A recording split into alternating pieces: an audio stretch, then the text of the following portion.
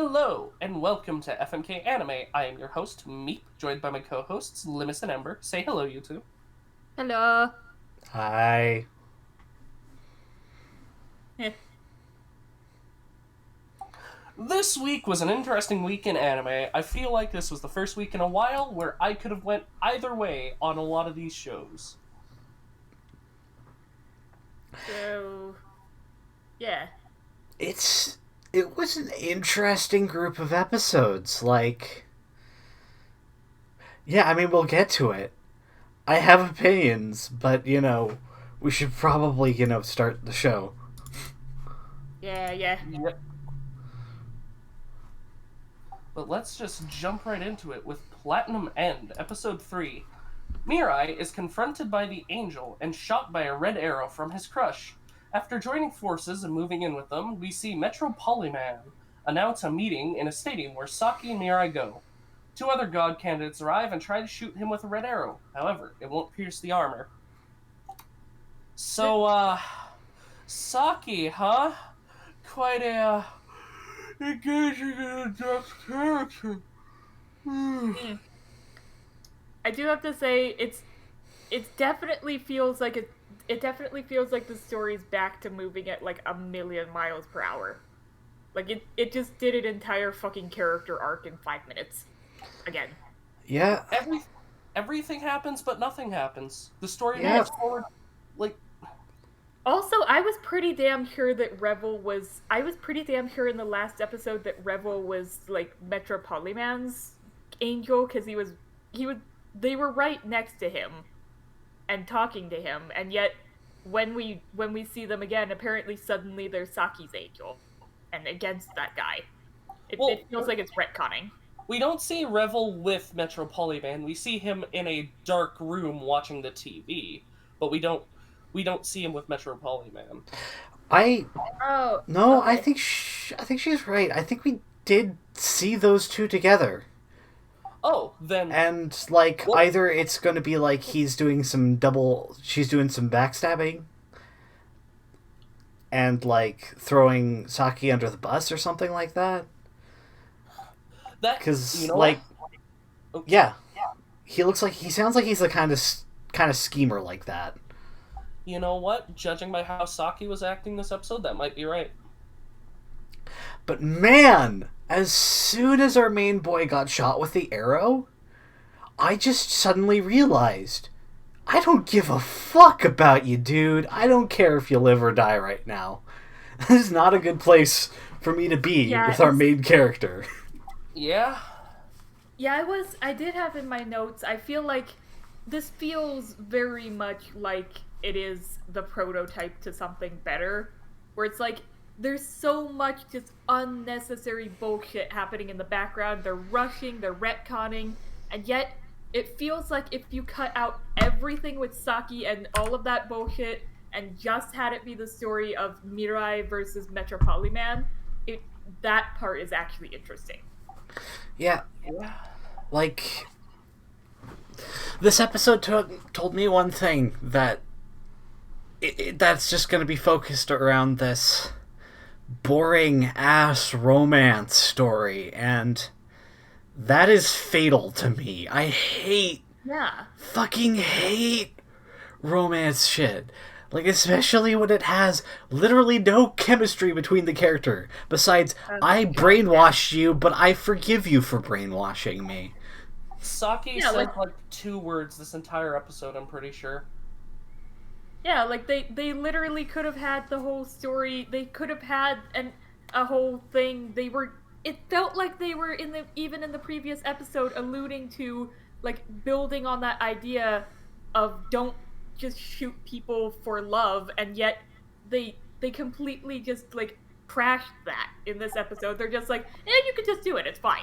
Well, no, because Mirai doesn't want to, but he was shot with the arrow.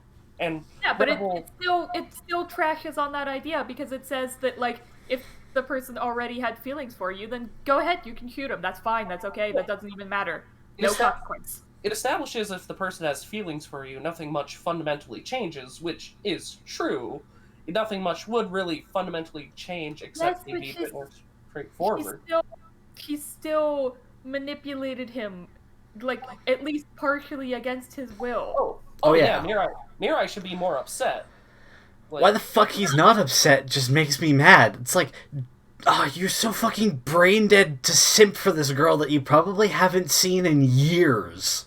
Yes, Well, and he became like a completely different person. He just all of a sudden like this depressed dude who in the first 5 minutes of the first episode was like, all right, time to fucking kill myself. Is all of a sudden like, oh my god, so sweet, so perfect, so kawaii. But Limus, they're perfect for each other. They're both empty shells of human beings. They're both empty shells of human beings. No, get it away! Fuck it, stupid fucking romance bullshit. That's just forced so that, I mean, I don't know why we haven't had this conversation yet, but hey, one of us are gonna have to kill each other eventually.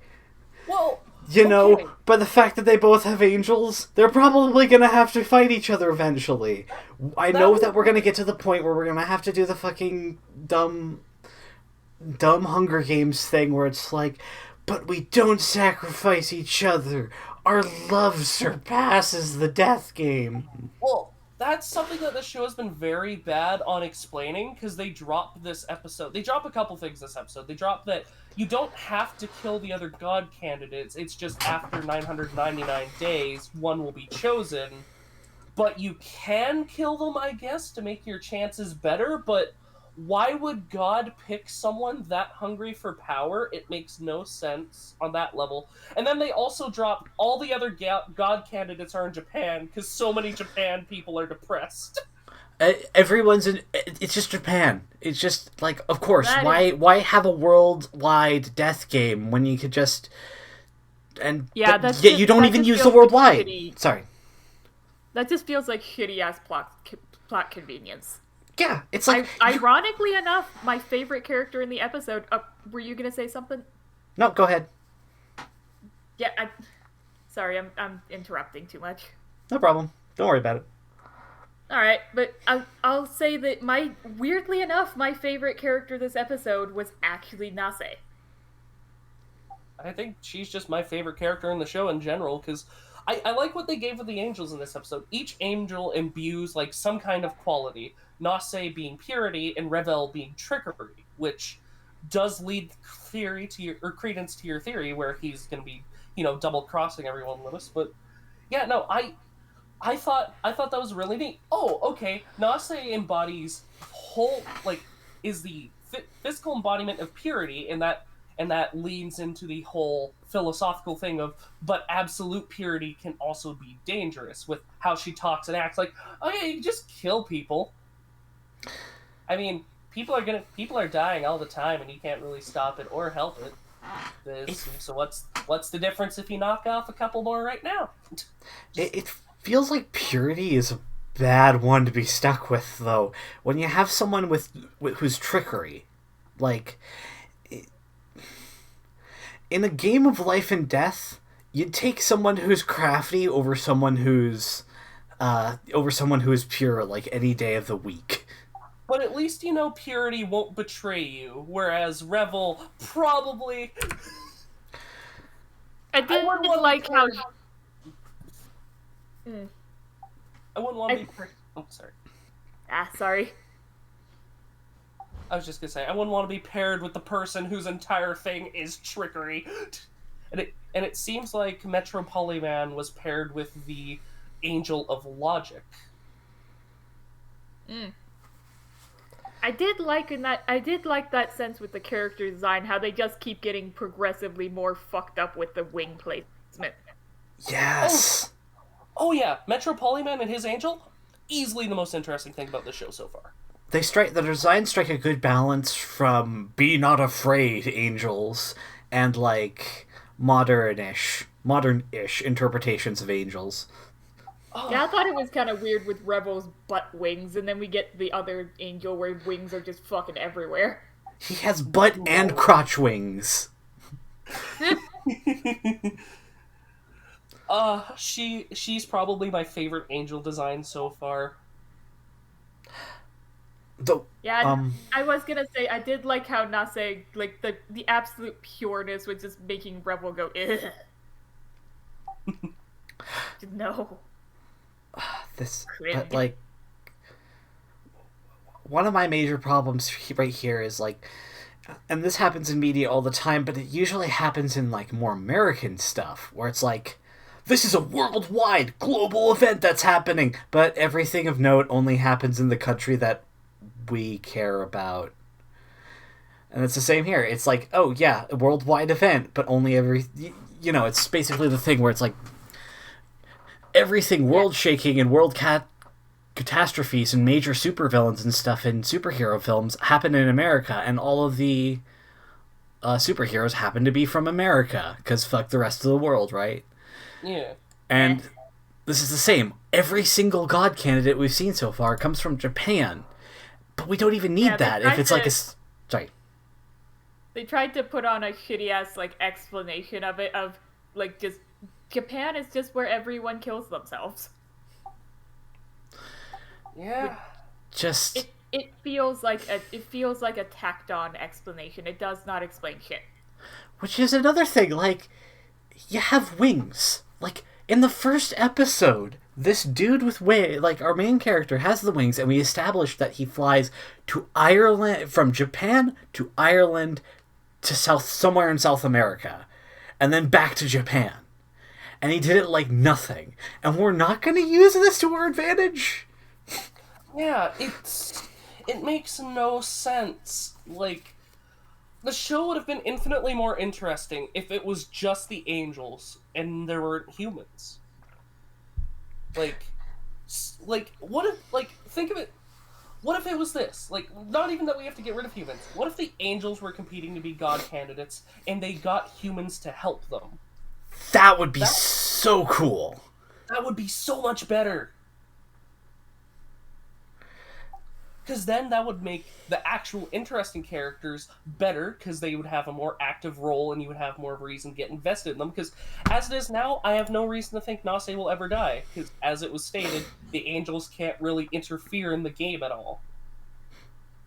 Yep. Yeah. And... Sorry. I'm just saying, there's a pretty strong indication, and this was probably there from the outset. He's not gonna fucking die. He has plot protection. You know this. Plot armor by the buckets full. Yes. And, like, he's not even that interesting, so we wouldn't lose anything if he died. Yeah, it's so rough because I can see how the show would go good. I do... We are about to get to the first actual fight in the show. I hope the fights are at least good. I mean, like, the Metropolitan designs, like, in how he moves, like, in CGI and stuff, looks really rough to me. So, like, I don't even have any hope for that. Like, which is weird, 'cause sometimes he's CGI, sometimes he's not. In the fight with the, like, or not the fight, you can't even call it a fight. At the part with the bank, was he CGI during that? Some of the I feel times... like he was CGI when he was floating. Yeah, like, whenever he had to do more, like, any kind of movement, he was CGI. When it wasn't, he was 2D. Okay, that's not good. I'd prefer it if he was just CGI the whole time, but, like, whatever. But again, with the CGI, where it's just, like, the CGI and also the 2D animation at the same time, it just does not mesh. It feels weird. But yeah, a lot of the goodwill that the show had with me, or any of the hope I had for its story, just kind of went out the window this episode, to be honest. Yeah, that's totally fair. Yeah. Are we ready for cards? It sounds like we're getting pretty ready. Yeah. Yeah. I'm gonna kill it. Like, Yeah, I'm gonna say kill. yeah, it's just like not. It's not living up to what the expectations I wanted, and like I know it's his. I know it's his first work that ever got published, sure. But I mean, this is the Death Note author? Like, author to one of the most popular fucking anime slash manga. But I mean, it's his first work, so I can't really blame him, and there's a lot of missteps here, but yeah. Yeah, like, I can clearly tell the angels are definitely the groundwork for the Shinigami later on. Like, the Yeah. Pretty much everything feels like it's... I know I said that already, but pretty much everything feels like it is, like, the prototype of what eventually became Death Note. Yeah, and Light is the complete opposite of Mirai. He's like this cackling Aero Ace icon. I will take a potato chip and eat it! Like, the amount of ace energy in that boy is crazy. Gross. It is also pretty amazing how they managed to make a dude scribbling in his notebook that fucking incredibly, like, intense. Yeah, like... I want to know what this makes me feel like. This feels like if comparing JoJo's Stardust Crusaders after watching, like, Part 5, maybe. Where it's like, oh God, this is not... Yeah. It's like, oh man, our author really fucking improved over the years, didn't he? Yeah, like, if it would be the first thing you watched, it wouldn't be you wouldn't really notice, but after seeing, like, what comes later, it's like, oh no. Yeah, like... And I still haven't watched Death Note. I am saving that Death Note for a special occasion, because I know I'm gonna fucking love it. And... yeah, like, right off the bat, like, after hearing all the good things about Death Note, it's like, that doesn't give me much hope for it. I will say, the quality of the angels so far have been really well, and have sort of been on... It's not quite at what, like, Ryuk and the other Shinigami were, but I can clearly see, like, the similarities. But, as for my card, the show has one more episode. I want to see its first fight before I make any decisions. I will fuck this episode for now. If next episode doesn't do it for me, it's getting the kill. Peep's gonna try to give it one more shot, huh? It has kept me interested enough in the power system and the angels and the villain to want to keep going for now. But if the fights are bad, then that's going to be it for the show. But that is a double kill and a fuck for Platinum End, Episode 3. Let's move on to Ranking of Kings, Episode 2. The episode focuses on Kage and how his mother and clan were killed, and how he fled from the kingdom, enduring hardship after hardship. Cutting back to Baji's fight, people, for some reason unknown to even God himself, think dodging is a coward's way and not a viable strategy. So everyone is perfectly fine with the stronger kid beating the child so bad he needs to be hospitalized. Yeah, there was a little bit of salt at the end there. Yeah. I fucking cried in this episode. I sent you that meme. I was just bawling. I was so fucking sad. I've never seen a show go from a 10 to a 5 so quick for me. Wow. I've never seen Personally, I've never seen a show go from like a 5 to a 7 so fast for me. The end of the episode had no sense whatsoever put into it. If Baji was a normal kid, like, and wasn't a prince, I could accept everyone being okay with him being beaten. But he is a fucking prince. How did none of those people who work for the king think, maybe the king's gonna be mad if we let his son get beat half to death? Did no one fucking think that the king would not... Did no one think the king wouldn't get mad? I think that's the entire point, is that they're supposed to be you're supposed to fucking hate them. You are supposed to be getting mad at them and being like, why why do you look Well, at him as less than nothing? I get I that, but there's no logic in it. actually I feel like there's more logic than you're giving it. I think that the king has little to no power left in his kingdom. I think that his now wife and Baji's sort of step parents and step mother has more of a control over the place, and also think this is a medieval world. People are dicks in the medieval times, so yeah, we'll watch a fucking kid get the shit beat out of him. It'll be fine. That's why if he was a normal kid, I could have believed that scene. But as the first prince of this kingdom, that scene makes no sense to me. Well, But no one likes him. already established. It's been already established that everyone doesn't see him as a legitimate. Like, so many other people do not see him as a legitimate prince at all. They see him as, like I said, less than nothing. They think he is garbage. They think he's not going to amount to anything. I understand that, but at least one person there should have went.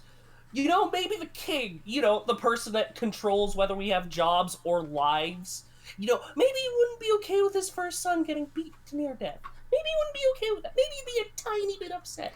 But no one, except maybe the guy who threw the spear. But there's a guy who threw the spear. He stopped it. But even then, we don't really get a sense of why he did that. All we know is he stopped Domus. The ending was so frustrating to me, because I loved the stuff with Kage. Like, Kage's stuff was great. I just think you can't see good art. I think you're just looking way too much into it, maybe. Like, I'm just trying to think about how... Like, even if the king doesn't have as much power as he normally had, there's, he still is the king. Like... Yeah, he's still a prince that, someone should have stopped him. Absolutely. I don't know. I'm willing to look over it for now, to be honest, because I thought the rest of this episode was fine. It just felt like it was specifically crafted so that Kage could have that moment of, no, wait, I actually like Baji. Fuck no. That's what it felt like to me. It felt like all these factors that make little to no sense to me all coalesce just so that Kage could have that moment. And that it's bad. It's doing a lot more than that, I think. I feel like it's setting up a lot more than that. On top of that, the message that the show seems like it's going to be pushing, Listen, when I was a kid, I had that message shoved down my throat by a lot of media. A lot of media shoved that message down. I feel like everyone's throat. So don't disrespect or dislike people because they're different. You know what? That's not a bad message. Just one of the... Oops, sorry. Just one of the most overheard ones, absolutely. And that's where most of my problems come from. It is this is meant for kids, because we're going with that message, huh? But I don't even think it's a bad show. I just think that last scene was very poorly written. At the very least, they should have done more to show us that the king doesn't have as much power. Because in the first episode, we saw the kingdom still has a lot of respect for the king. People in the castle still have a lot of respect for the king. If they would have done more that episode to show that the king is falling out of favor, people are more respecting the queen, I could have bought that last scene. But as what we were showed, I can't buy it. I can't buy that none of these people would have thought that as the king's first son, this was going too far. I personally want to take a step back from that scene, because the rest of this episode, when it was focusing on Shadow Man, fucking great. Oh yeah, I might not be into I just like the distinct feeling that this is a kid show just doesn't gel well with me. And the fact that like they spend most of this episode grittying up the world a little bit did wonders for watchability for me, because it went from this is just another fucking happy clappy kids show, fuck it, but then it just like, oh wait, genocide, alright. When like, yeah, that did a lot for me for watchability, and like I'm into it a bit more now that we can show that like, hey, this world is about as fucked up as it is nice, which I appreciate. Yeah, I almost get the distinct impression that like there was that one line where he was just talking to the guy with the fucking giant ass chin and that annoying fucking accent. And he was like saying like you've talked to someone, haven't you, or something like that. I almost get the feeling like he orchestrated something that made them seem like they were like worthy of genociding. Oh yeah. Oh yeah, obviously. It was pretty clear that like what she said was because from what we know, the Shadow Clan was planning on assassinating the king, but from what she said, that guy said something to him. I think that guy was in on it, but betrayed them. Yeah, like, I think it was really interesting, the scene where, you know, like, his mother's talking to him and just being like, hey, you know, we're born killers. We'll kill anyone. Don't worry about it. Like, that's just who we are and shit like that. And yeah, he doesn't make any bones about it. They do bad things. Oh, yeah, no fucking hiding it. And, okay, wait, give me a second, sorry. There's some sort of, like, whacking in the background of one of you guys' mics. Yeah, sorry. Alright, sorry. And I like the line where she says, that's why we can't get mad if anyone kills us. And then she gets mad because she thinks her son is dead right as she gets killed. Yeah, like... I like that, like... I mean, sure, it's going up to that same sort of blandish... you know, don't judge a book by its cover or whatever the fuck obvious message it's going for, but, like... I appreciate the whole, like, here's a thing that is basically a fantasy monster. But, like, you know, not all of them are killers and shit like that. I'm fine with that. So I don't know. You know what really made me cry was the one thing where, like, the guy who has been fucking mistreating him and using him as a literal pawn to just get money, the guy who literally just tried to sell him off to the fucking guards so they could kill him just so he could get some money. This guy, he's dying in a fucking bar, and Kage is still crying over him because he still loves this man. He was the only one that actually cared about him to any sort of like degree at all. Yeah. That fucking destroyed me, that moment. Fucking... I'm crying right now. Shit. Fucking rough. Like, that's what this episode was. And... Yes. Yeah, that's why I liked it. Because, like, you know... It's going the distance to, like, you know, flesh things out a bit more.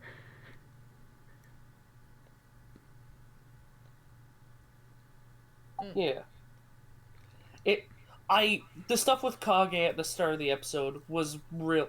Well, not the start. For most of the episode, it was like the first 15 minutes.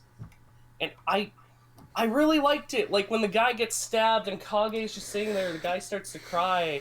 That was heartbreaking. Everything about it was just heartbreaking. Seeing how Kage went to become this, like, cynical, jaded person. The stuff with Kage was so good.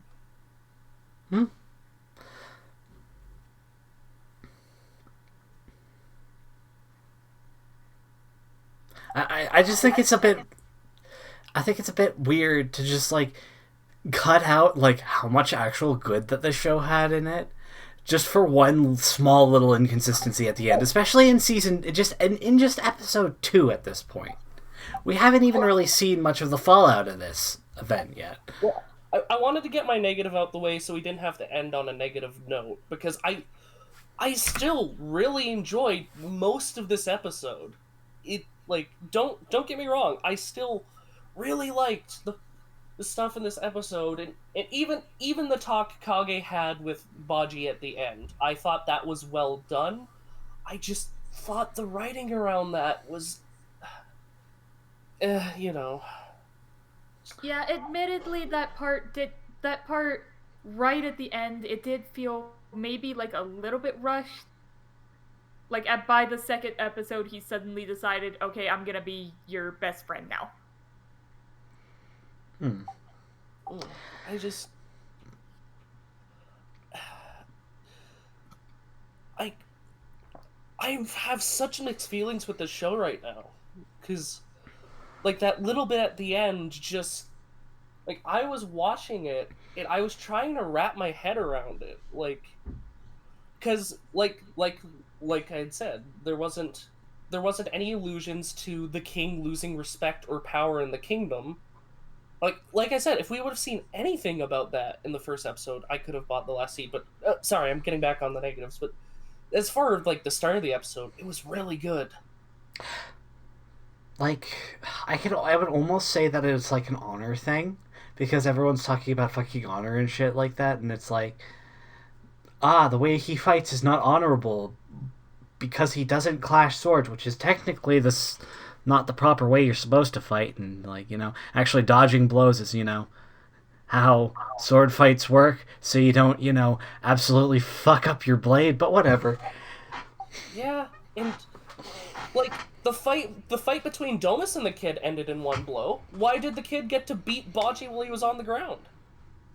Actually, it didn't. It went on for longer, as we saw, like, with multiple whacks. But, like, yeah, absolutely, him being, like, on the ground, beating him, that's not fucking honorable. So I am with you at some point. I just think we still don't have enough information to say whether or not it's entirely bad writing or not. We don't, but at the same time, I'm just sitting here looking at Domus, the sword trainer. How was he able to say to Baji, not clashing swords is dishonorable? But how does he not stop the other kid when he was beating him? That's not fucking honorable, like you said. But that's where I think, like, the lack of influence of the king, and especially a lack of respect for Baji, comes in to that point, where it's like, yeah, I'm going to call out this kid, but I'm not going to call out the other kid, who's probably going to be our de facto leader. Yeah, I could almost definitely feel in that moment before he decides to step in, it felt like he did not want to be doing this, but something outside of him was forcing his hand. Yeah. Like, it feels a lot more implied than directly stated. I suppose I just wish there was more that could support the king losing power, because then I could buy the scene. If I will go on record, if episode 3 establishes that the king is losing respect and power, then I will concede on this point. But as of what we've seen now, I'm having a hard time buying the scene. That's just me, though. Which, fair. Yeah. And, like, that comes into the murky territory of this show, really, where it's like, we know that there's going to be more. And, like, but is waiting and seeing, especially when you have such strong opinions about that one thing, feels like it kind of goes against your own judgment, but also, like, not killing it when you have such big feelings, that feels like it goes against the premise of the show and stuff. It's like the murky territory of, do I vote episode by episode, or do I be like, no, I'm pretty sure this is going to get better? Yeah, although for me, with that territory, I wasn't completely on the show to begin with episode 1, so it's definitely in that murky territory of, I didn't super enjoy the show in the first place, and then this happened, but the Kage stuff got me to enjoy the show. Yeah, I will admit, this does definitely feel like it's gonna be a slow burn establishment kind of thing, and as far as I can tell, like, just personally, it seems like that's not really your thing, which is fine. Well, no, I can enjoy slow burn things. Hell, I'm on episode 191 on Bleach, and I'm still loving it on my rewatch. Bleach is not slow paced. It's just long. Come on, it's one of the big three shonen. Bleach is pretty slow paced. When arcs take like 40 episodes and there are like only 3 big fights in those arcs, yeah, it's slow paced. But does it take 30 seasons because it's a lot of build up for payoff with subtle character direction, or is it 30 episodes because we have because like, you know, 5 to 10 of those are filler? Let me bring up a different slow burn then. The start of Jujutsu Kaisen. That is very much a slow burn up until episode 7. I feel you on that. I still think this is a bit slower. But whatever. I enjoy slow burn things. It's just when I'm not watching weekly, issues like this I can skim over because you can just skip right next to the next episode and go, okay, well, let's see where this goes. But this is also part of the thing of watching weekly where you get to stew on these feelings for a week, you get to, think about it. Yep.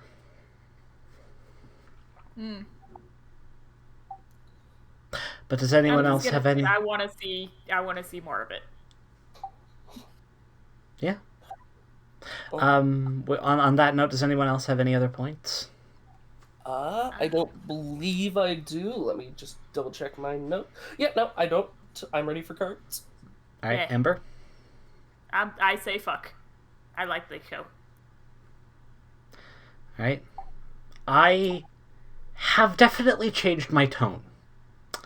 Like, I originally killed it because it's like, this feels like a young kid's show. I'm not into it. But with this, it kind of showed that, no, this is a kid's show, but only because it's from a kid's perspective. Like, this world is still kind of shitty in a way. And there's a lot of implications, I feel like, in this, like, that was especially brought up in this, of, like, court intrigue and stuff that we don't really understand, that's just bubbling underneath, that's gonna explode at some point. And that makes me really excited. I love fantasy politics and shit, man. And, like, if we get to learn more about that, that's cool with me. And yeah, I'm willing to sit this out for another episode. Like, I wouldn't have last episode, but I will now. I'm gonna fuck it. Okay. The goodwill the first part of this episode brought up went away with my issues with the writing with the second part. My tone will change if we are shown, like, stuff with that court intrigue, but as it is now and what we saw with it, I still can't buy that scene as it is. I'm gonna kill the show for now, but who knows? My tone might change later on. Fair. Yeah. And with that is a double fuck and a kill for Ranking of Kings, Episode 2. Let's move on to The Vampire Dies in No Time, Episode 3. The ace vampire hunter lady follows Dralik around and learns he is as weak as he claims, but she is still assigned to watch over him. And in the second segment, Ronaldo tries to lose Dralik in a game, but after events change, he wins Dralik back for real. Dude, the quality shifts in this show, man. Like, I feel like every episode has had one bit that's just like, okay, we get what the joke is, move the fuck on. And then another joke that's, like, really fucking good. I like the hunter girl, but you knew what the fucking joke was from the start. As soon as she's like, oh, he just died by stubbing his toe, he must be looking bad. And it's like, okay, we know where this is going, fuck it.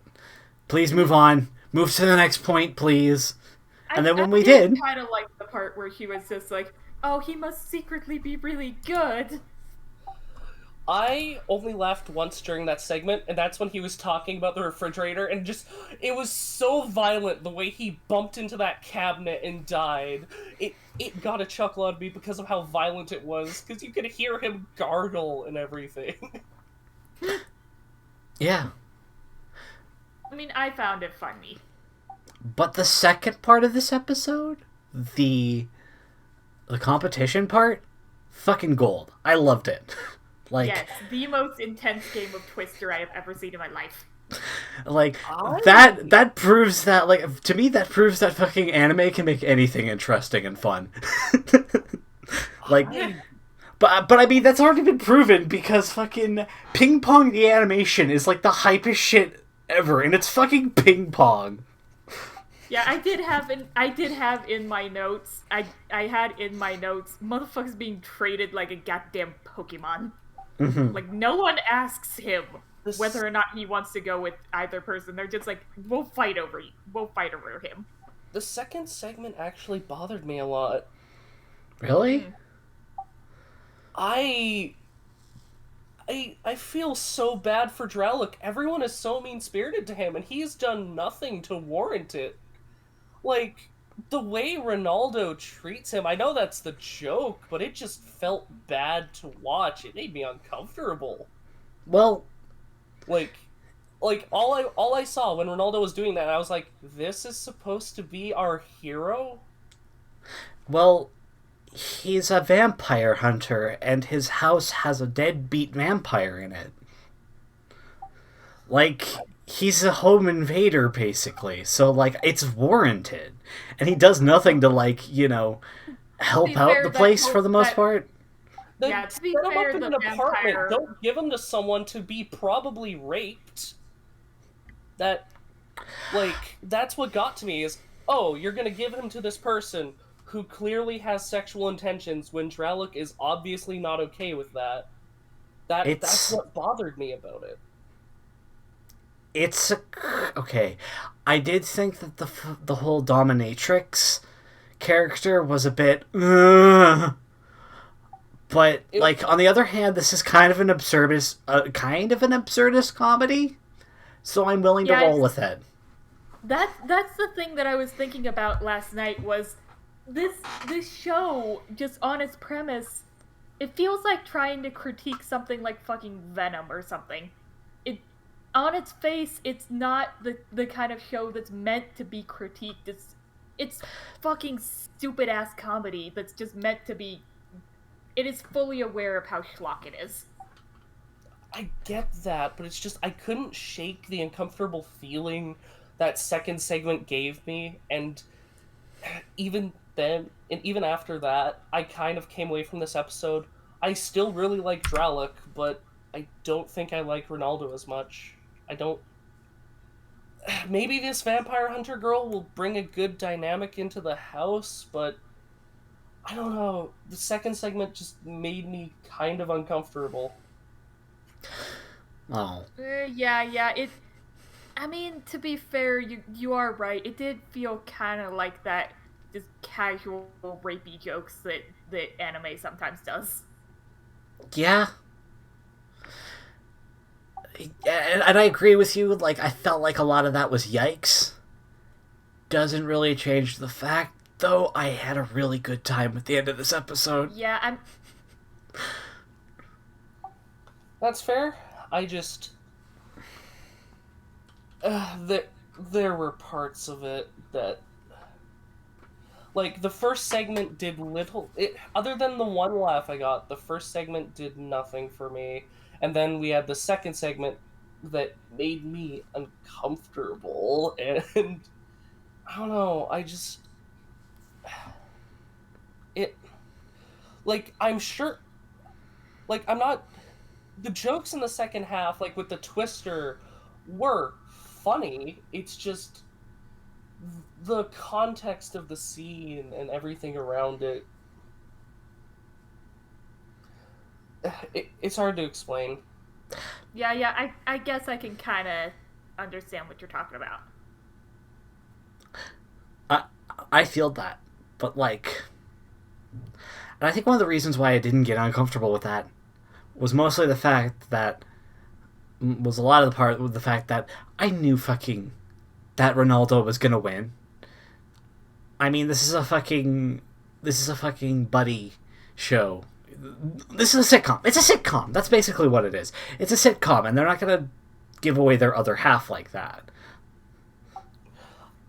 I know. I know. I get that, and you know, it's like how with other shows where you know the hero is going to win at the end, but the journey to get there still matters. I mean, And it could have been funny if they'd had him, like, actually go away and then he realizes, like, Ronaldo realizes later that he actually needs him and has to go rescue him from the fucking dominatrix. I think it was... That way. I just really like that whole dynamic shift from, oh shit, I have to lose to get rid of this asshole, finally, thank God, to, and Renal and Dralik, you know, trying to cheat at the game for him so that he can stay with him. I thought that was funny. And then the dynamic shifting to, oh shit, I need him because I need to make money off of you, you deadbeat. Yeah, I mean, that's the whole thing that was popping up in my head when you're just like, this guy is just kind of sitting in his house not doing anything. I mean, to be fair, the fucker did burn that guy's house down. yeah, all of this is Ronaldo's fault. And what he could at least give, like, Dralik a check, be like, all right, get your own apartment, get out. But he... Yeah. Like... You have yet to fucking apologize for burning my goddamn house down. And if you want to get rid of him, just kick him out. You don't have to fucking give him away to this, like, rapey dominatrix person. I don't know. I had a bunch of problems with Ronaldo from that segment, but, like, Dralik is still one of my favorite characters from this season, and it feels bad. Yeah. Yeah, Fair. I'm with you on that. It does feel bad. You know what? Fair enough. I don't know. I liked it. I'm I think still willing to watch the show. I still like am at a point where I'm willing to overlook this because I think I think that's looking too much into it. Like, this is slightly absurdist comedy. I'm willing to look past a bunch of stuff if I like the jokes that are being told, and I do. So yeah, for the most part. Though it is very hit and miss. I will give you that. Yeah, in a weird way, I can compare this to Girlfriend in the hit or miss way, but at the same time, I feel like Girlfriend would always go even further. Like, and if this show did that, like, if Dralik actually got given to the dominatrix, and that's where the episode ended, like, if the show went that absurdist, like, that extra level, then I could give away all my frustrations and be like, no, that's just how the show is, it's just absurd. But, like, the show has kept this at least some level of grounded realism to it. Well, it's definitely at a point where it's like we have to bounce back to the status quo at the end of every episode. Very sitcom-like. Yeah. Like, I can smell, like, it's so potent, I can even smell the episode coming up where Dralik and Ronaldo have a falling out, Dralik runs away, but then realizes he needs Ronaldo and crawls back to him. I can... Oh no, it's not gonna be Dralik. It's not gonna be Dralik. It's gonna be fucking John. And you know what? That's probably gonna be better. You think we're gonna have the animal episode where the animal mascot runs away? Yeah, because look at the fucking... so much distress he gets put in every episode. I feel so bad for the guy. Poor John. He was used as a meat shield for the fucking mosquito. He was used as a meat shield. He's just sitting there thinking his friend is dead, just bawling his fucking eyes out for most of it. That was the one time I laughed in that episode, or not that episode, that second segment, was when he was like, it's okay, I'll take care of John, you can go with them. I was like, oh, Ronaldo, you're just joking. Wait, you're just joking, right?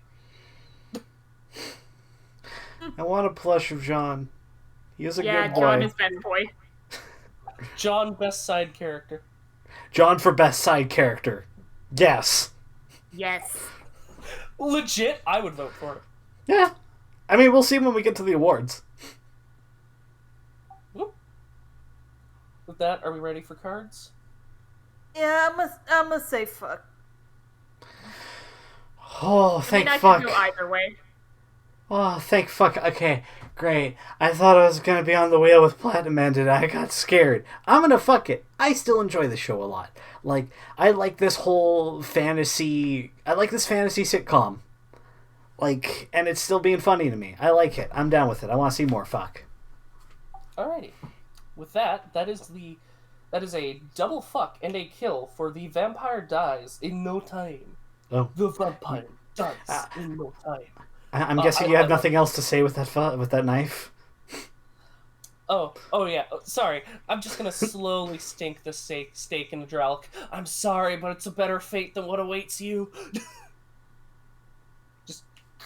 just gonna slowly stick the steak in him like Ronaldo stuck the cross into him. All right. Alrighty, but yes, double fuck and a kill. The next show is Komi-San Can't Communicate, episode 3. Komi-san tries to make friends with Agiri, and is successful when she scares her into getting past her anxiety. Komi-san gets a phone and wants to put Tadano's number in first, and accidentally calls him the next day, where she manages to speak, kind of. Then, after being democratically elected as God, she plays a game where Tadano takes the fall so she doesn't have to make a kiss face. I love the democratic election to become God. The fucking God scene! This is so fucking good! It was so good! I was like, oh, Naijima's gonna save her. She needs to be something more than God! Oh, you're just egging everyone on. The fucking list! That's kind of Najima's whole thing, is just egging everyone on. Something tells me she was actually gonna take the fall, and then she felt the death glares and decides, I gotta improvise, sorry! Yeah, it is interesting how it shows that not even Najima is completely, immune to everyone. Yeah. Not even everyone's childhood friend Najima can go up against Komi-san. Oh, it was so good. Because after that, it was like, everyone, well, who should be class president? Well, I guess Komi-san's underling, Tadano, should be. And then Naijima is the vice president, and it's just everyone staying there. The list of names that they have, and then just them settling on God. I want to say, I'm going to put it up there, one of the candidates for best joke of the season. Oh, yeah, definitely. I do really hope that with her job as God means that she doesn't actually have to do anything. Yeah. But it's not all happiness for me. The new girl that they added in, I like her for the most part. She's also hella creepy. She's like socially anxious, kind of a nerd type, absolutely perfect friend for Komi-san. Cool. Alright, I'm down with her. I can be your dog or something. Oh no, please, and then no. she gets weird. And then she gets fucking weird and creepy. Why?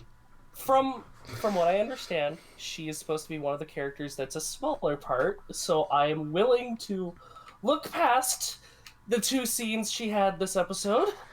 It's like, that's it? No, wait, Sorry. that wouldn't be true.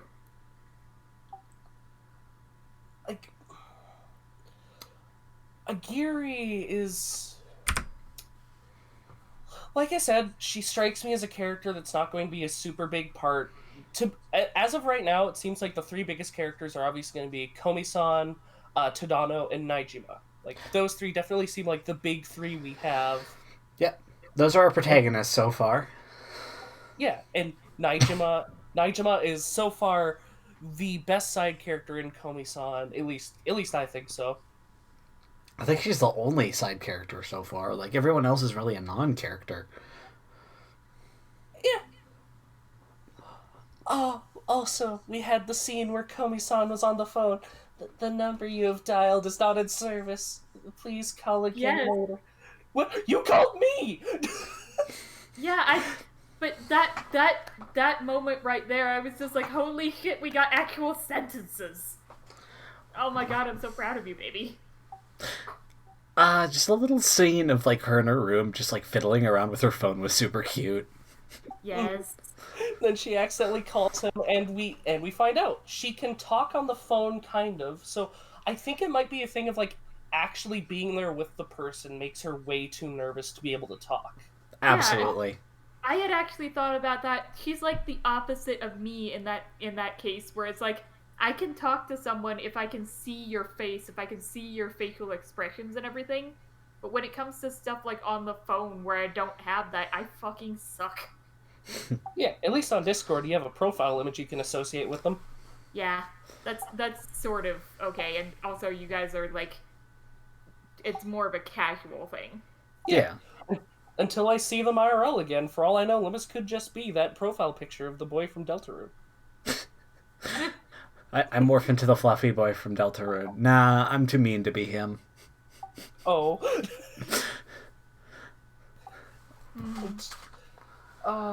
It was so cute, though. Her in the room, her calling Tadano. My heart. Then her brother comes in. Sis, you make too much noise. And I literally just sat there. But she... Okay. Like, I was just sitting there like, But she doesn't talk much. I was making squealing and, like kicking her legs on her bed. That probably made noise. I really loved the scene at the end there with the weird hand games that they were playing. Like, whatever the hand gesture games. Once again, anime proves it can make anything intense and like, super watchable. Yeah. Also, correct way to do the thing that Itaden did with the speeding up of the explanations for shit that doesn't matter. For shit that doesn't matter and not your fucking world plot. God damn it. Not your world plot and world building that's important. Yeah, yada-yaing through the fucking rules of a little game that's gonna be for one gag that takes, 5 minutes, sure. Fucking yada-yaing through how the world works is not good. Yeah. Sorry, Ember. Little rant from us two hosts to experience that show. I don't think we've had a single episode this season where we don't bring up It's a Day in Deities again. It's because it's scarred us so bad. It haunts my nightmares. I almost feel like I should watch this now just to see how fucking bad it is. Please don't. Well, how do you deal with rape in shows? Oof. Yeah. How do you feel about shows treating it like it's a comedic subject? Oof. How do you feel about shows treating grooming and, sleeping with underage children like it's a joke? Okay, so I should not watch this. Probably not. Yeah, please don't. I am the Jesus of anime. I watched it so you don't have to. You're the nostalgia critic of anime, me. Come on. Yeah, you know what? Fair. But anyways, Komi-San. Yeah. Yeah, I was gonna I should probably mention that I'm probably gonna stop watching this because I really do like the show, but it's just genuinely triggering to me. Yeah. I can't really explain very well, but it's probably the secondhand embarrassment or something. It's physically painful for me to watch this. I get the feeling this is going to be a very weird tangent, but I get that same feeling when there's this one episode of the first series of Ben 10 where Ben and this other kid steal a bunch of video games, then Ben gets in trouble. I can't watch that episode because I get so physically uncomfortable from the secondhand embarrassment. Yeah, and I mean, absolutely valid, and, we're gonna go with that, we're not gonna make you watch a show that's I'm fucking so fucking embarrassed I'm voiding out on myself. Yeah, we're not gonna make you watch that. Yeah. So thank you for doing that. Yeah, we're just basically gonna count you as a kill from now on, but we're still gonna talk about Komi-San because both me and Meep really like it. It's probably only gonna take one of us turning on the show and giving it a knife to put it on the wheel now. Speaking of, are you ready for cards, or do we have, is there more we want to say? I think that's it. When it comes to the hand game scene again, fuck. I want to talk more about this episode because I feel like I have more to say, but I really don't. It's really good. The episode is really good. I'm wondering if Stalker Girl is gonna get her own episode at some point, because she, depending on how they handle her, I might not fall off, but a rogue, a rogue, a rogue dagger might come out of nowhere. You know, Stalker Girl, the girl that in episode 2 was very mean to Tadano. She hangs out with the medieval armor lady. I don't know. I don't know how they're gonna handle her. Yeah, I feel like that's another one of those things that was just making me viscerally just painful. Which is, like I said, it's probably a good sign that the show is, in fact, doing what it's setting out to do, but just the way that people treat him, just the man hasn't even done shit, but they treat him so goddamn awful. It's just, I physically want to punch them in the face. I think the reason that works for me, and the way people like hold Komi-san in such a high regard works for me, is this show turns everything up to 11, and it established that in the first episode. This is going to be not necessarily an absurdist comedy, but the world in itself is absurd, and I think that's why I'm able to buy it. I mean, fair enough, yeah. I mean, I think, like, a lot of the parts where, like, I can see that being uncomfortable is, like, I see those people existing. The, like, oh, you dare to make friends? Fuck you, go die in a hole. And, like, I don't know, man. I don't know anyone like that. Yeah, I'm like, to me, like, that's, like, just weird. Sorry, go. Yeah.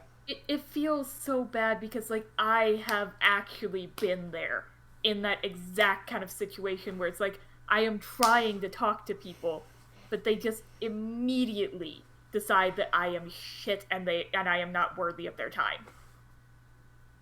It feels... It feels mega oof. I guess for me, when I was in school, whenever I interacted with those type of people, the interactions always ended with a, well, fuck you then. I'll make my own friends with flapjacks and hookers. Forget the flapjacks. Then I'll walk away. I just tried to look small, and, like, if anyone got near me, I just tried to be like, no, go away. And people that got through ended up becoming my friends. Yeah, like me. I fucking slammed myself in front of you in film studies and just slammed my book on the ground. You want to read Xanathars?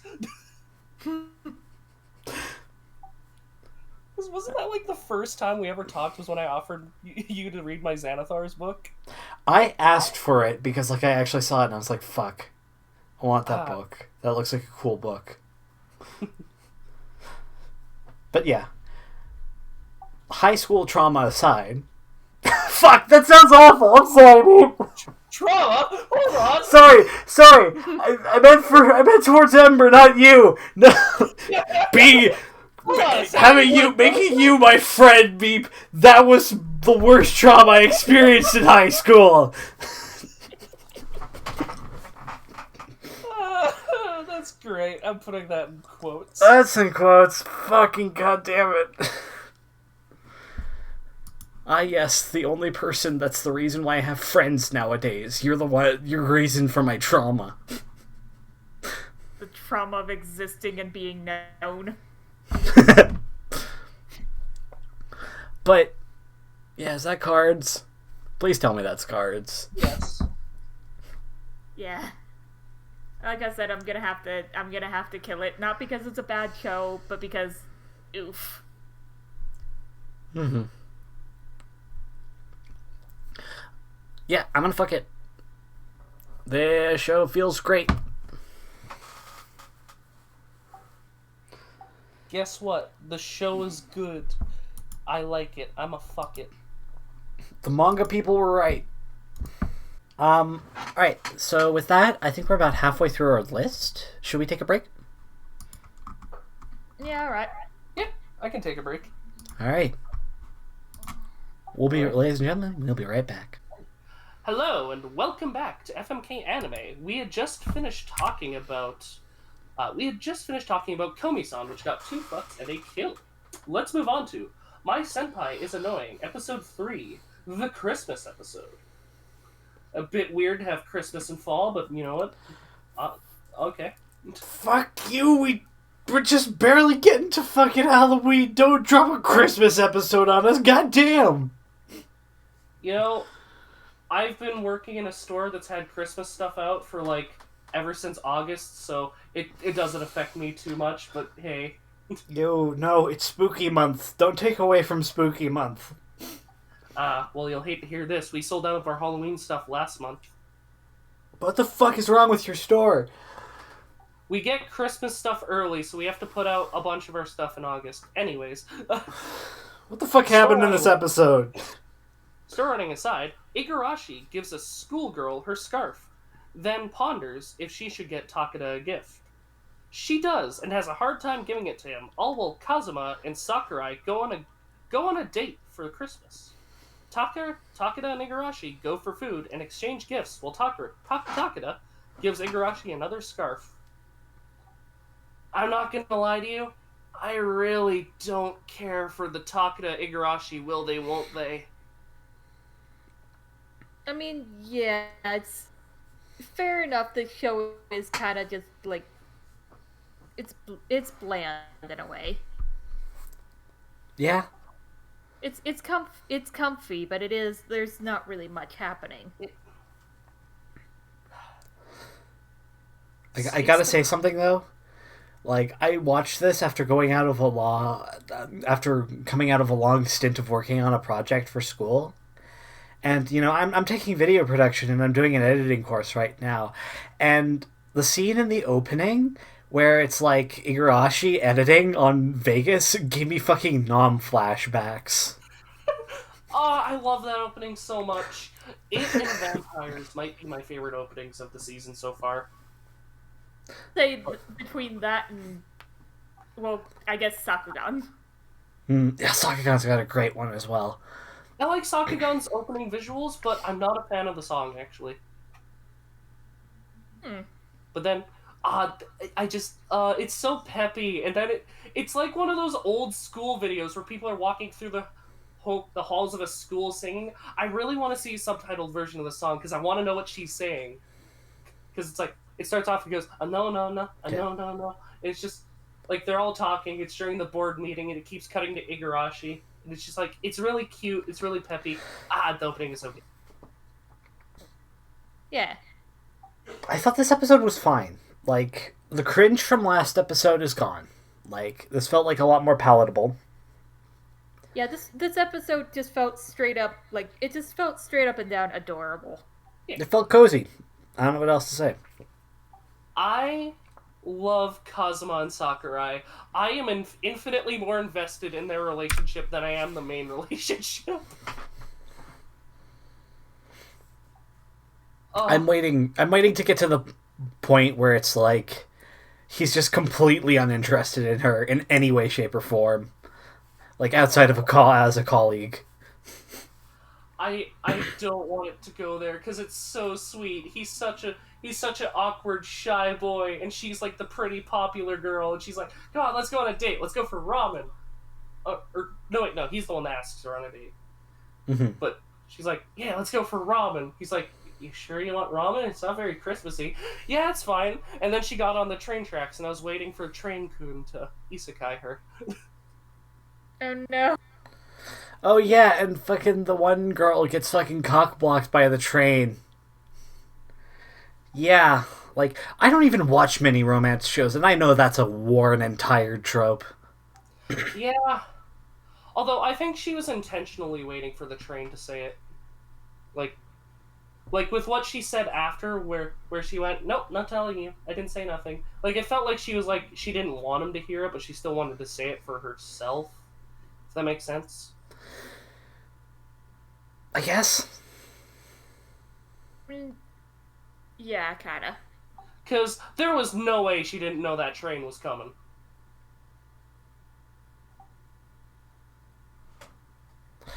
But yeah, this was a really soft episode. It was really soft. It was comfy. The Christmas stuff was neat, but I am slowly realizing I'm not up for the will they won't they. Like, with Igarashi and Takeda. Like, I can enjoy a good will they, won't they. Trust me, I love MMO Junkie, but at least with MMO Junkie, I can relate to Morioka. But with this, I am not a small bean of a girl or a big... Well, I'm a big teddy bear of a man, but I'm not, like, a businessman or anything. Hell, I don't wear a tie. I don't know, it's just... I can't really relate to these characters, and that's what sells a romance for me, is if I can relate to them. I kind of agree with you on that. It is very cute, it's very sweet, but admittedly, yeah, there's not really much that's going on with it. It's kind of just okay, it's nice. But there's not really much substance. I did relate. I did relate with Igarashi at the end, where the dude was like, "No, I'm gonna keep it to display it. Fucking use it, you asshole!" Like, oh yeah, I feel that that part was funny. Me to every fucking collector out there who's like, "No, I gotta keep it in the box. Fucking take it out of the box, god damn it! It's meant to be displayed out of the box. Fuck you." It would get dirty if I wore it. Then why did I fucking buy it for you? Like, the other day when I was helping my friend move, I went to because we ended up going to one of our other friends' houses. I went to his house, and he had, like so many, like, toolkits and everything that still had the tags on them, and I remember asking, "Did you steal these? Why do all these have the tags on them?" "Oh, they were just Christmas gifts I never ended up using." Oh. I just felt bad for the people that got him those gifts, because it's like, aw. Like, there were so many of them. There were like 6 or 7. Yeah, it's not like rare ass Pokemon cards or like action figurines or whatever where you have to keep them in the box because they'll sell for money. Mm-hmm. Yeah. But it's not like that. Yeah, is that all we have to say? Because we keep taking tangents away from this episode. Not much to say about this episode, really. It's like I said, it's comfy, it's nice, but there's not really much of any substance to it. It's not much to talk about. She's friend. I still like her. Yeah? Yeah. Like, cards, I guess? There's just one thing I want to say before holding up cards. Do you think her friend hooked up with the pizza guy? What the fuck? You know, you're having a lonely Christmas. You know, you're laying on your bed in your, like, nice going outside clothes. You know, I just wanted to pose a question. Do you think her friend hooked up with the pizza guy? Someone order a big sausage pizza. See, Ember sees where I'm going with this. I did, but I don't have any money. Then why the fuck did you order a pizza? Just get in here and fuck me, you fool.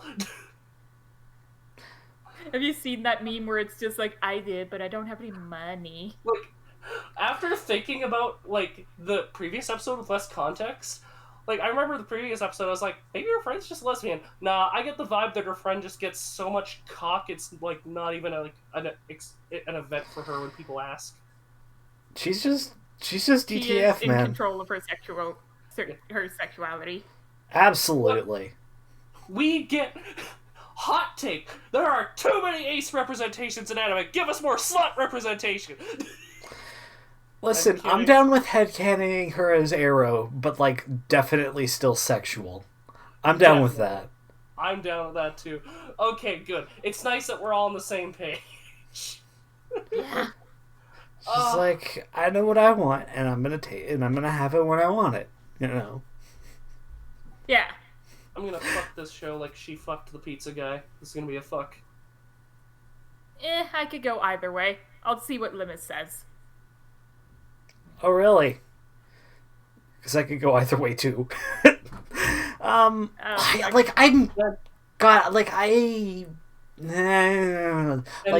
could see this getting a knife from me. But, like, also... It's not really doing anything bad, and I am enjoying myself. Like, it is a comfy show. Like, watching this before bed was really nice. But, like, there's also anything interesting about it. I don't know. I'm gonna fuck it because it's done nothing wrong. Really. Damn. I was gonna make a joke, be like, all I will say is wheels are fun. And, like, yeah, if like, one of you guys would have killed it, I would have given it a kill as well, because, like, I kind of want there to be a wheel this episode, but that's kind of just, like, whatever. Like, I don't dislike the show. Yeah, I'll just go ahead and fuck it as well, I guess. Sorry. Oh, okay. I was just gonna say, this is a relatively weak fuck. I am purely continuing it for the other couple. Like, Igarashi and Takeda are... If it was just them alone, this would have been a kill. But the other couple has me invested enough in them to want to continue it. Fine. Like, that's all I feel about the show. It's fine. Like, nothing good. I mean, nothing bad, but, like, nothing particularly good. Yeah, it feels like something that would be just fine to have on in the background or something. Man, that was a weak trifecta, but hey. I think that's even weaker than the trifecta that we gave at the beginning for Platinum End. Yeah, because all three of us could have gone either way. Like, I think except for 3 shows, I could have gone either way for all of these. But you absolutely know, there's a good small portion, like, there's a small percentage of people that fucking adore this show. Like, I feel it. Like, this show probably is going to garner, like, a small but very passionate fan base. Oh yeah, I know the manga. Like, people who like the manga are very passionate about it. And you know what? I'm happy they're getting this adaptation. It looks pretty. It's not doing anything bad. It's just, it isn't hitting any notes for me. Yeah. And you know what? Maybe if I was an office worker in Japan, it would. But that is a trifecta. Oops, sorry. Sorry. It's an anime romance that's not set in high school. Like, it's set in a fucking workplace. And it's, like, fairly grounded. Like, that's not seen very often. There's probably a very big demand for a show like this. Hell yeah. And, okay, that is a trifecta for My Senpai is Annoying, Episode 3. Let's move on to Sakugan, Episode 3. Gagumber and Memempu plan out their course, but have a spat about where to go. Memempu continues to disobey her dad and makes executive decisions against his will, and Memempu gets lost in a cavern during a kaiju attack, which Gagumber has to save her from. As soon as they reach the colony of Jolly Jolly, a firing squad meets them with a not-so-nice meeting. Hey, you want to know how she could have probably not half froze to death in that one scene at the end? She could have used this little funny invention humanity made. It's this little piece of clothing known as pants! They didn't have time to pack, man! Or maybe she just doesn't own pants. Pants are for square sponges. Say that as you're freezing to death in the middle of winter. Listen, she didn't think she'd get trapped in a cavern. I do like how they like keep. I do have to say I like how they're handling the world building of it, like how they introduce these fucking rat roach things just organically. They don't have a whole thing of exposition about what these are. Oh yeah, I absolutely loved everything with the like lost colony. Yeah. Yeah. The history. That kind of stuff was explained because it's actually relevant. Man, like, the whole frozen lost colony that, like, Memempu is lost in this episode, it's just, like, everything about it, like, all the imagery around it, it's fucking dripping with, like, a history that we will never know. Like, the world feels like it has more depth by the fact that, like, yeah, it's just this lost colony, and we're not going to talk about it. It's infested by monsters. And it's cool. You can make, like, it gives you enough to where you can put together a kind of some events of what might have happened. Like, you know, the earthquakes are reshaping. The earthquakes are reshaping the caves. Things are changing. The worlds are never staying the same as it is. So what probably happened was this lost colony probably lost whatever heat source it was and started to freeze over. Yeah. Like, it's so cool. It's so interesting. Leaves enough to the imagination. Yeah, and And I really like the little touch at the start, too, where they have to keep getting money for food and stuff. It's not just, oh, we're able to travel. No, they need money and everything, so they're gathering these flowers. That was cool world building. Yeah. Yeah, they let them out there for a reason. Everything's thought out. Like, and one of something I fucking adore about that happened in this episode. So, we have Memempu, and she's being super headstrong, like, I'm a genius, I know what I can do. I know how everything works, and I can deal with it. And him being like, I don't know, man, maybe you should do something else. Maybe you should listen to me a bit more. We shouldn't do that. And her going, nah, I'm gonna do it anyway. I'm gonna lock you out of the controls. It feels like in many other shows, she'd get fucking bodied through that. Like, her instincts would not pay off, and she'd just, like, get into worse shit than if she would have just followed her dad. But she doesn't. She gets her way. She goes through with her plan. It's a bit harder, sure, but it pays off. And it's not, we have a fucking message to say, so that means all of your attempts are gonna fail. It's like, she's still competent.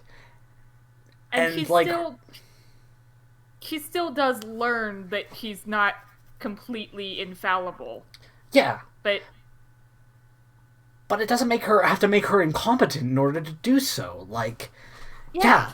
It doesn't downplay her smarts just to try to have the trust your instincts as well as your mind feeling to it. Like, yeah. I loved the end too, where the two of them are like have that duo moment where it's like, I'm listening to the voice in here, and he's like, and I'm listening to the voice up here, and it's like, you're both getting something from each other, you're learning from each other. It was so nice. It didn't make me cry, but it warmed my cold, dark heart. Yeah, I still love how they are keeping that consistent dynamic between each other, where it's like, they do definitely care about each other, but they just have this weird way of showing it. Yeah. Like, even after he thought that she might be dead, and he rescues her from the fucking thing, the first thing he says is just like, where the fuck were you? Or something like that. They have such a good relationship that doesn't feel like when it's like this whole father-daughter dynamic in a sort of a show like this, like I assumed that it was going to go a certain way, and it's totally not going that way. Like, these two characters are their own. They're not atypical, like, archetypical, like, at all, really. Yeah, I really like it. I like how they're able to act independent from each other. Yeah.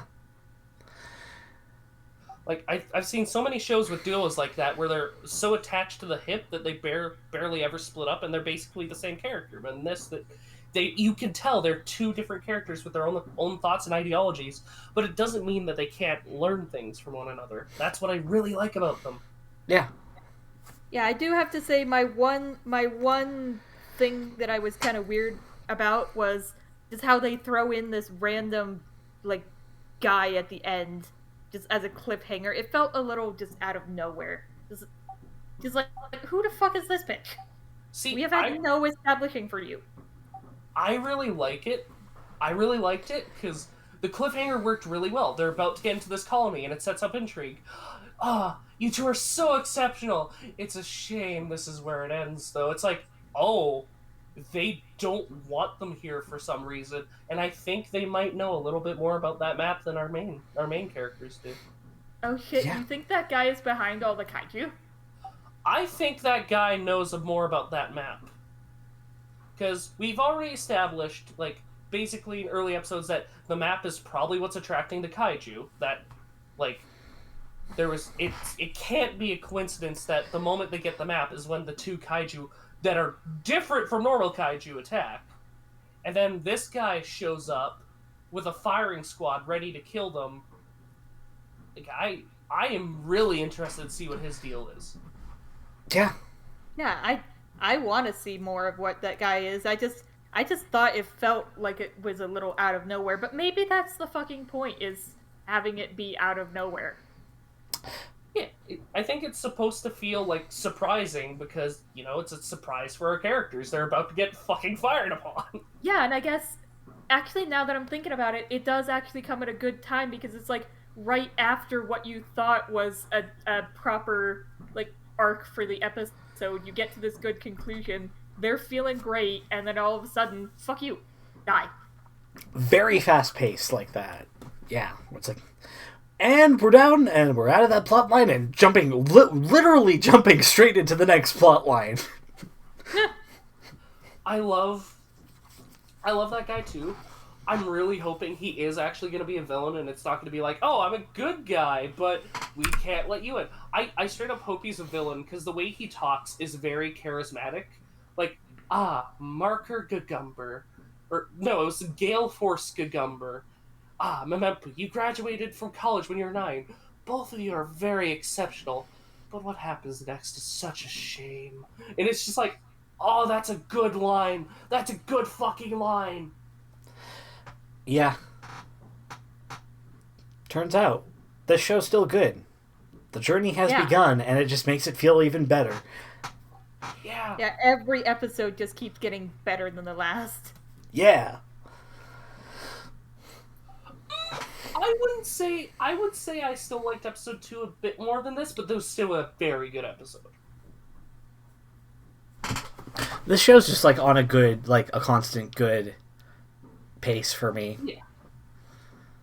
Like if you were hooked up to this machine, if you were hooked up to a machine in the hospital, and like the little like zigzags that the hospital machine does to show your life, if that was like, you know, the quality of this show, you would be dead. you would be hardly breathing, because it would like go up and down a little bit. If your quality was my heart rate, then I'd be dead, because it's just a flat good. I'm gonna steal that. Oh. But yeah, are we ready for cards? Yeah, I'm gonna say fuck. Definitely fuck. Well, there's no reason to front. We all fuck it, right? Fuck it. It's a good-ass show. And I have to call out a bunch of people. This show has been getting trashed recently, I've recognized. At least on Mal, at least. Really? Completely unfairly. And it's solely because a lot of people really fucking hate Memempu. And I get it, she's kind of got an archetype that's kind of annoying. And, like, I could totally see her becoming, like, absolutely asinine, just, like, a terrible character. But I don't feel like that. Like, I feel like she has more depth than just, I'm too smart for my age. Yeah. Like, in this episode, we see her looking at Linda's necklace going, this wasn't how it was supposed to be. And she's obviously dealing with stuff. Like, yeah. Because I'm so happy they didn't just go, okay, Linda and the other guy are dead, it's dropped. I'm so happy that these emotions are sticking with her. Yep. Yeah. But hey, we've all agreed. Malusers descend from raccoons. This is why they say malusers descend from raccoons. Oh Anyway. No, it dropped like 0.10% since last night when I looked at it. It was at a 7.50. It's now at a 7.38. It's dropping, and it's like, what the fuck? Why? Okay. The show is so good! You know what? I think that might just be a thing with Mal right now, because a lot of shows have been dropping recently. Like, Tacto P used to be at 8.17, now it was at 8.09 today. And Komi-San used to be at 8.60, now it's an 8.51. Like, I don't know what's happening with Mal.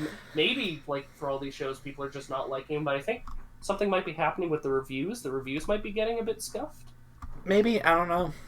But, But yeah, like, I see, like, one of the first forum discussions that aren't, like, you know, the usual weekly discussion is, can anyone else just straight up not stand the direction this anime is going? Which sucks, because what else could someone want? It's a mecha it's a journey mecha. They're traveling to a place, and like, any obstacles be damned. Yeah, like, I've also seen people compare it unfavorably to Maiden Abyss, which is super unfair. Those two shows have, like, not at all similar vibes. Yeah, The only similarity is that they're both underground. Yeah, Maiden Abyss feels more like the better version of whatever the fuck that one like deep insanity thing was. Yeah. Yeah. You want to know what other show you could compare this to that was underground? Gurren Lagann. And guess what? They're both good. Yes. Yeah. This feels way more like Gurren Lagann. Yeah. I don't know. People suck. The show's great. Yeah. You can't just kill a show because of one fucking character. I mean, I would, but I like Memempu. I think she's a good character. I think she's a good version of this archetype. It depends on the character. Fair enough. Miku deserved everything that happened to her. Anyways. But yes, that's a trifecta for Sakugan. Let's move on to The Faraway Paladin, Episode 3. Blood teaches Will how to drink, and Will, being a growing boy, explores his body. Will loses to Blood in their fight, but still passes the test, and it is explained, when the demons invaded the Earth, they stole the High King's weapons and sealed him away, becoming undead to do so, along with Stagnate's, I think they called it, what was it? Well, essentially Stagnate's physical form. After the story, Stagnate descends and Gus intervenes. And I just want to say, before we jump into the episode, I am fairly certain that when Gus attacked Will, that was a test of Will's attachment to them. That is my theory. I'm pretty sure he was trying to see how attached Will was to them. Okay. Now that you say it like that, oh no. Yeah. My feels. I have to say something though. This episode gave its first mark against it for me. Like, is it the masturbation joke? No, it's not. That was fine. Whatever. He's a growing child. We're gonna have that joke. Whatever. Cool. It's the fact that how it just sort of felt like it glossed and rushed over the explanation of how the gods work. Like, what the fuck is a stagnate or like physical form or whatever? It just like kind of goes over that really quick. Right after we're just learning that, oh wait, this is a post-apocalyptic story? And I'm still processing that, and it's trying to describe what the gods are like, and it's kind of shitty done.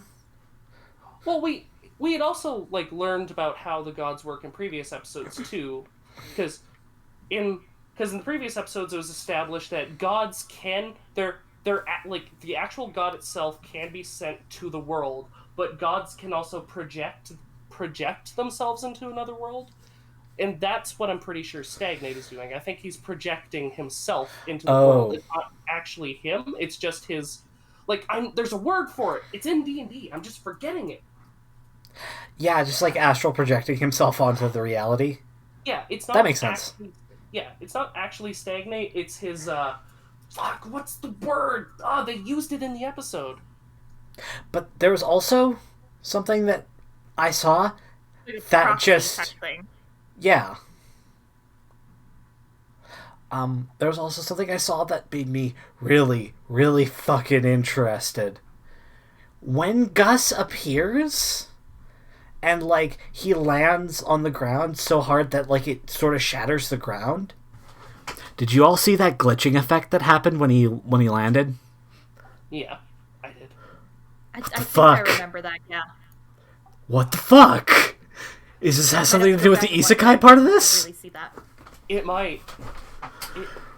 Like, Gus is so interesting because of everything and how it all went, and my theory that he was testing Will's attachment to them, because now we sort of know that the deal Stagnate made with these undead had something to do with them handing over their souls.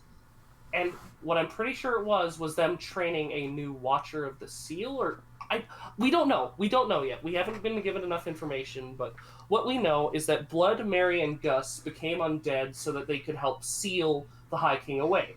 And then they became Watchers of the Seal. Demons then tried to sacrifice a baby. Blood and Mary stopped. And it was...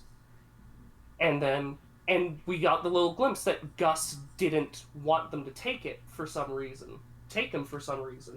And, like, things are slowly clicking of why that might not be. I was wondering the entire episode where Gus was, and then he appears, and it's so cool. Yeah, and actually, you know what? That brings up a good point of, like, if he's a fucking ghost, then how the fuck did he make the ground shake? He has substance. Also, the fight... Sorry, go. No, you go. Okay. The fight with blood. There's oh, we were going to the same place anyway. Cool. There's fucking layers to that scene, dude. Oh, I loved it. I am so curious if Will did actually throw the fight. Because we don't get a dialogue from him if he is going to or not. We don't know. And he doesn't use magic during the fight. Like, he's not allowed to. It was directly stated that it was purely swordsmanship. Ah, okay. But there are so many fucking layers to that. Like, okay, Gus isn't here. That's interesting. Alright, Will's trying to attack. He's like, okay, obviously Blood's going all out. Will gets the upper hand. And, like, Blood uses a dirty trick that he has directly stated that he would not use again. And flips him over and, like, gets the upper hand on him. Which, also, the fact that he did that when he was still alive is fucking hilarious. I love that! You said he would do that again! Well, but I don't have organs, so I thought it was okay. Will looks up. Wait, you what? It was so great! I fucking laughed so hard. Like, Blood, you fucking idiot! Blood is such a good character. I love him. Yeah, I don't think he's a fucking idiot at all. I think that was intentional. Like, I think that Will would have won the fight if he didn't do that. And he willingly did this dirty move that he promised to Mary that he would never do again in order to get the upper hand. So, and also with Gus saying, hey, you should throw the fight. What would have happened? What the fuck would have happened if Will had won? What would have happened? You know what? Maybe we never know! Sorry, go. Maybe Stagnate wouldn't have appeared if Will won. Maybe he wouldn't have. Maybe this was Gus's plan to have Stagnate appear. We don't know. I'm so interested to see more. Because guess what? They also have that blade. Avatar! That's the word I was looking for. Avatar! Avatar, okay. There we go. Because Will has the blade that can slay a god's avatar. Yeah. Guess what showed up? Guess what fucking Blood has and just gave to him. It's so cool. I don't know if Stagnate is going to be like the overarching villain. I don't know if Stagnate's avatar is going to get banished. I don't know if Will is going to run away, Gus is going to have to sacrifice himself, but Blood and Mary survive. I don't know what's going to happen, and that's what I like. It has me on edge every week, excited to see the next thing. Yes, exactly. Just, like, the amount of layers that were in the duel between Blood and Will's fight alone is fucking incredible. Like, you know, I already went through it, but, like, come on! What's happening? We got answers, and I have even more questions! Yeah! And, okay, there was something I wanted to bring up about the joke I mentioned earlier. There are layers to that joke because I am certain they carefully picked out what each character said and did. Because if they wanted to do the he-who incest joke, they would have had Will say something like, man, I can't believe I thought of Mary while I was doing that. But the words they said was, I can't believe it was inspired by Mary changing, because Will woke up with morning wood. So, with how he phrased that, I don't think he thought of Mary while doing that, so it's not weird. And then him and Will peeking on Mary makes sense on Blood's end, because Blood didn't make the familial connection until Will brought it up. Mm-hmm. So, they clearly thought through that joke. Like, the amount of effort to make a joke not weird is astounding to me. Yeah, like, I don't know how you felt about it, Ember, but I was like, it absolutely made sense.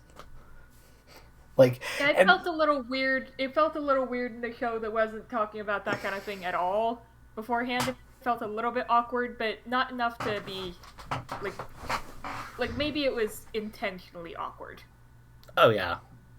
Like, to a point. Like, I get it. Like, Blood's not thinking of Mary as his wife and Will as his son. Like, especially not when he's drunk. Which, by the way, how the fuck does a skeleton get drunk? I love how they framed it so that you didn't see his ribcage when he drank. like that was the biggest question I had through that scene. How the fuck did he get drunk? He has no organs. That implies that Stagnate had enough of a heart to let them, be able to still enjoy those vices. Eh. How the fuck does he drink anything, actually? Yeah. Wouldn't it just fall through his fucking spine? Like, I'm just imagining that scene from the first Pirates of the Caribbean where he, like, drinks the rum and it all falls through him. Oh, I saw so many people comparing those scenes, yeah. Shit, I should change the thing. I'm getting so caught up in the conversation, I forgot to change our fucking... our fucking screenshots. It happens. I was not expecting the show to be this good.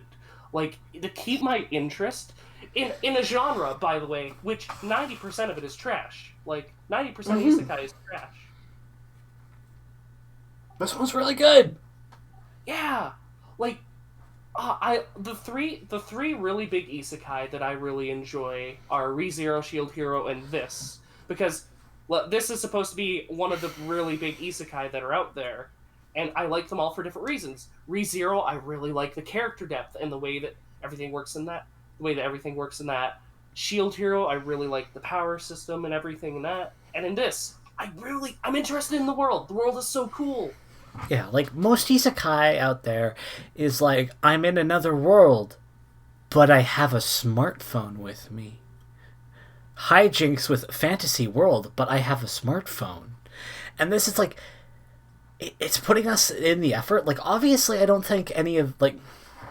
A lesser show would have just jumped us straight into Will out in the world adventuring. But this show has taken so much time to get us invested in Will as a character and, like, his upbringing. Like, this sort of story, like... I need to think about this. But yeah, like, really getting us in the head of our character and, like, showing him from his childhood and how he got raised and shit brings a different level of connection to a character, I believe. Like... Yeah. Yeah, like... I firmly believe, like, one of the reasons why, like, Berserk is so fucking good is because it's basically the biography of Guts. We see him from his birth up until, until Miura died, what was probably going to be his death. Like, I know I made this comparison in, like, episode 1 or 2, but this feels like the start of Jobless Reincarnation, but if they took out all the creepy shit, which makes me so happy, because there was so much about Jobless Reincarnation that I wanted to like, but it was just, the creepy shit was so bad that I couldn't continue with it. But then you come to this, and it's the same. Main character is born into this world, and you get to see him from being a young boy to now what an adult is, and you're seeing him learn from his parents and father figures, his master figures. It feels a lot like this was probably inspired by Jobless Reincarnation, thinking about it, but they just took out the creepy shit. No. Yeah, I remember hearing this getting compared to a show, I think it was Jobless, where it's like, yeah, this is like this show, but with all the creepy, gross bullshit ripped out of it. Yeah, because the main character isn't talking about grooming a fucking 12-year-old girl, so, yeah. Yeah, like you said, the closest we ever come to that is him accidentally getting a boner from watching his mom change. Yeah, and it's at least implied that he wasn't even thinking about that when it happened. He was just like, oh, well, fuck, I gotta take care of this! Yeah, it was just... And then blood comes up, and he's like, hey, what are you doing? What are you watching? You had a boner. It's funny, because I'm made of bones! Welcome to the bone zone. Oh, I love blood so much. Pure himbo.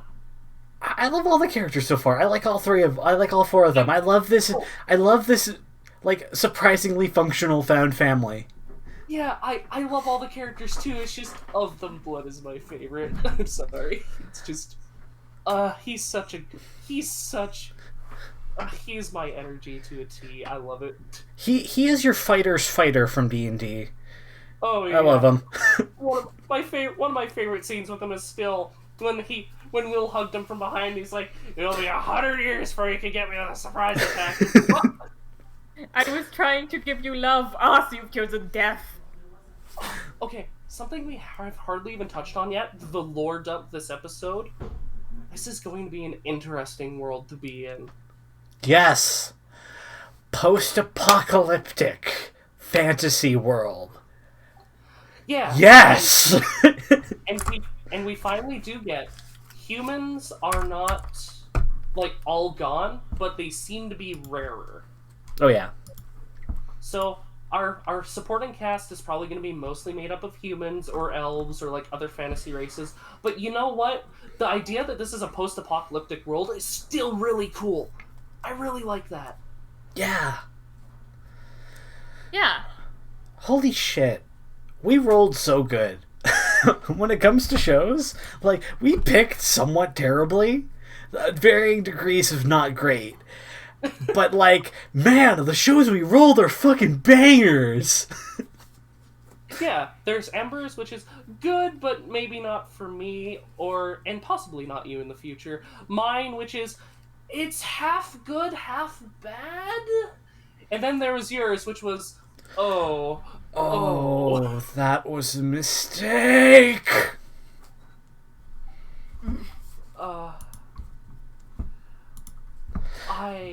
I really liked too. It was a small touch, but I like how they never showed the living faces of, like, the three. Yeah. With the exception of Mary, but even then it was still... Yeah, we did actually get to see, finally, what Mary's eyes look like. Fair. I guess I didn't Oh my notice. god. Sorry, Yeah, I just... No. But... Go. No, what was it? Okay, sorry, that was just weird. I just realized an extra layer of creepiness that also got properly explained away in the whole getting off to Mary situation. Don't forget, she's also undead. So throw necrophilia on top of that. Oh no. I mean, to be fair, she looks the least undead of them all. It's not like her flesh is just rotting off, it's just gray. So, I mean, yeah. Well preserved. Yeah. Hey, they do say mummy corpses are supposed to be the most preserved. I also love how they gave reasonings for why each one became the kind of undead they did. Mm-hmm. Yeah. Blood was cut up, so he became a skeleton. Gus had no attachment to his body, so he became a ghost. And then Mary was burned so poorly by the flames that she became a mummy, and that was cool. I liked that. Mm-hmm. Oh, I also love the design of Stagnant's avatar. Its design is so rad. Yeah, I liked how, at least in the beginning, it was establishing him like this all-powerful fucking god being, basically Satan in this world, was like basically being portrayed as a boy, just like Will is. Yeah, and assuming that avatars work the same way in this world than they do in other fantasy worlds, the avatar is nowhere near going to be the same strength as the actual god. So, if the avatar does lose here, it would at least be believable. But also, like, I'm getting big death flags off of our R3 undead boys. I don't think they're gonna make it. I'm getting death flags off of Gus. Maybe some for Mary. I'm not getting any off of Blood. I actually think Blood will survive. I see Blood becoming the sole survivor character. One thing I gotta say is I almost get the sense that that maybe there's something to do with like Will himself and why he's there. Like maybe he was brought into this by some outside forces for some reason. Yeah, like the devils brought him to the altar for some reason.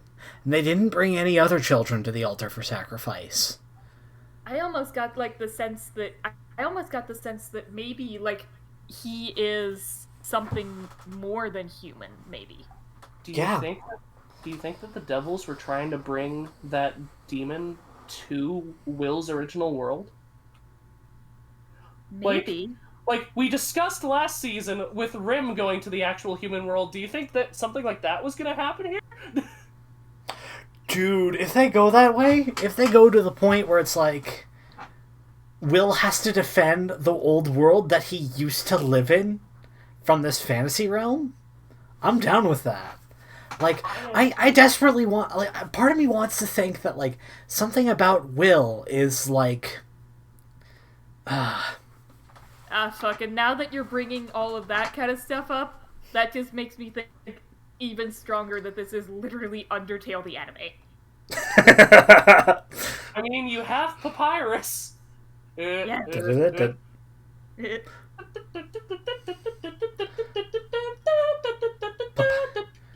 Papyrus, but if he was actually good Oh, at and you fighting. even have Toriel in the form of Mary. Oh my Oh god. my god. Does that make Gus Sans? Ah. Da-da-da-da. I think he's probably more like Master or something. No, Gus would be Sans. He's just a goofy old man until he gets serious. Yeah. Yeah. First I lulled, then I serious. Now I have the scene in my head of Gus appearing and the glitching happening with the da-da-da-da. Oh my god, he fights with glitches! He breaks the fourth wall with his combat! It's true! Quick, someone fucking edit the Sans eye on him. I'm just imagining this, and it wouldn't even actually look out of place at all to fucking put the Sans eye on him. God, there's so many isekai out there that make it so that, like, why they're isekai is just not important. I love it when isekai have a reason for why they get isekai. Oh yeah, there's a reason for him being isekai'd into this world. We don't fucking know. Yeah, it's so cool. The show is so cool. Can we hold up cards? Sure. Yes, fuck. Fuck. All of the fuck. Fuck! Strong fuck. God. Enthusiastic fuck! The most enthusiastic of fucks. Definitely my most enthusiastic fuck of this season so far. The show's fucking good. We got so lucky. Yes. Yeah, in the one point you had against it, we cleared that up. Yeah! Not really a point. Yeah. Alright. And, we still have one more. Okay. That is a trifecta for The Faraway Paladin, Episode 3. Let's move on to Mieruko-Chan, Episode 4. Mieruko continues to see spirits even at the convenience store and under a vending machine, while her brother follows her around trying to discern if she has a boyfriend. Then, in the morning, she sees a ghost and puts some pudding that she bought out on her dad's mural, putting his spirit to rest. Fuck this show. Fuck this show for being good, but having all of that gross-ass fucking creepy shit in it. Yeah, I was about to say, the fan service is back and it's even worse. Yeah. It restrained itself for one fucking episode. That didn't even have that much going on in it. And now, it couldn't have, restrained itself in this episode, where it had one of the best fucking twists I think I've seen in anime. The twist that her dad was dead. Yeah. Fucking brilliant! Brilliant! I loved it! I was gonna say that was one of the things that kind of popped up in my mind is, it feels like now it's establishing that those ghosts aren't specifically, people that died there. They're just, they're almost like Vanitas' Malnomens, in my mind. Where it's something, these spirits are attracted to a certain area with a lot of that unresolved tension, or, there might even be caused by that. Yeah, they're just born of the condensed feeling of that. Like her dad, and also the Scarface dude's cats and stuff. They're totally, acting as, benevolent spirits to them. Guardian spirits, basically. I think one of the reasons why, yeah, I don't know. That's what kind of made me think that Scarface dude and Fortune Teller girl might come back later. because of their attention to detail with some of the characters, like I totally think those two are going to come back at some point now after seeing the twist with the dad. So thoughts are, like, yeah. Yeah, it's definitely establishing, though, that, like, there's a reason why she can see them, and there's, like, a reason why these people are there. Like, they're not just... That was one of the questions I had when I saw the convenience store ghost, was, like, why are some of these... It feels like some of these characters are just kind of, like, ghosts that are just there. Like, they don't really feel like there's an established reason that they might be there. Mm-hmm. And then we see that it could be, like I said, that it's, like, attracting certain spirits around areas with a certain unresolved tension. Yeah. Yeah. Like, this show is so frustrating. It's so fucking frustrating. Because it has, like, the fucking shitty fan service shit in one scene, but then the other scenes are fine. Like, they don't... Like, it's just that one scene that has the really bad fan service. But in that scene, it's awful. It's like, yeah, it's like, alright, we've established that you're in the bath and the shower. We do not need a full-on panning shot of you. We only need to see, like, neck up. Really. Yeah, and then... But no, we're going to show the whole thing. And then it goes slightly weird. It goes slightly incest. Well, it's a very common thing for siblings to take baths together. The kid's probably around, like, 10, so no, but I mean, like, the scene where she just straight up is blushing at him, and she's just like, let me wash your back. Yeah, that felt a little bit weird. Well, that was because she was at tears. Every time the ghosts put her to tears, we see her blush. Like, she wanted him in there so she didn't have to pay attention to the ghost. I don't know. The blushing part didn't really weird me out at all, because it's already been established that the ghosts fluster her. But yeah, I could see that. I don't know.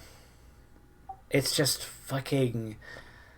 like, such a good twist at the end. So fucking well done. Rest of the episode, fucking garbage. And it's like, there's this one scene where she has to leave the living room while she's watching something with her brother. And it's like, we're just seeing normal shit. We don't ever get to see what she sees.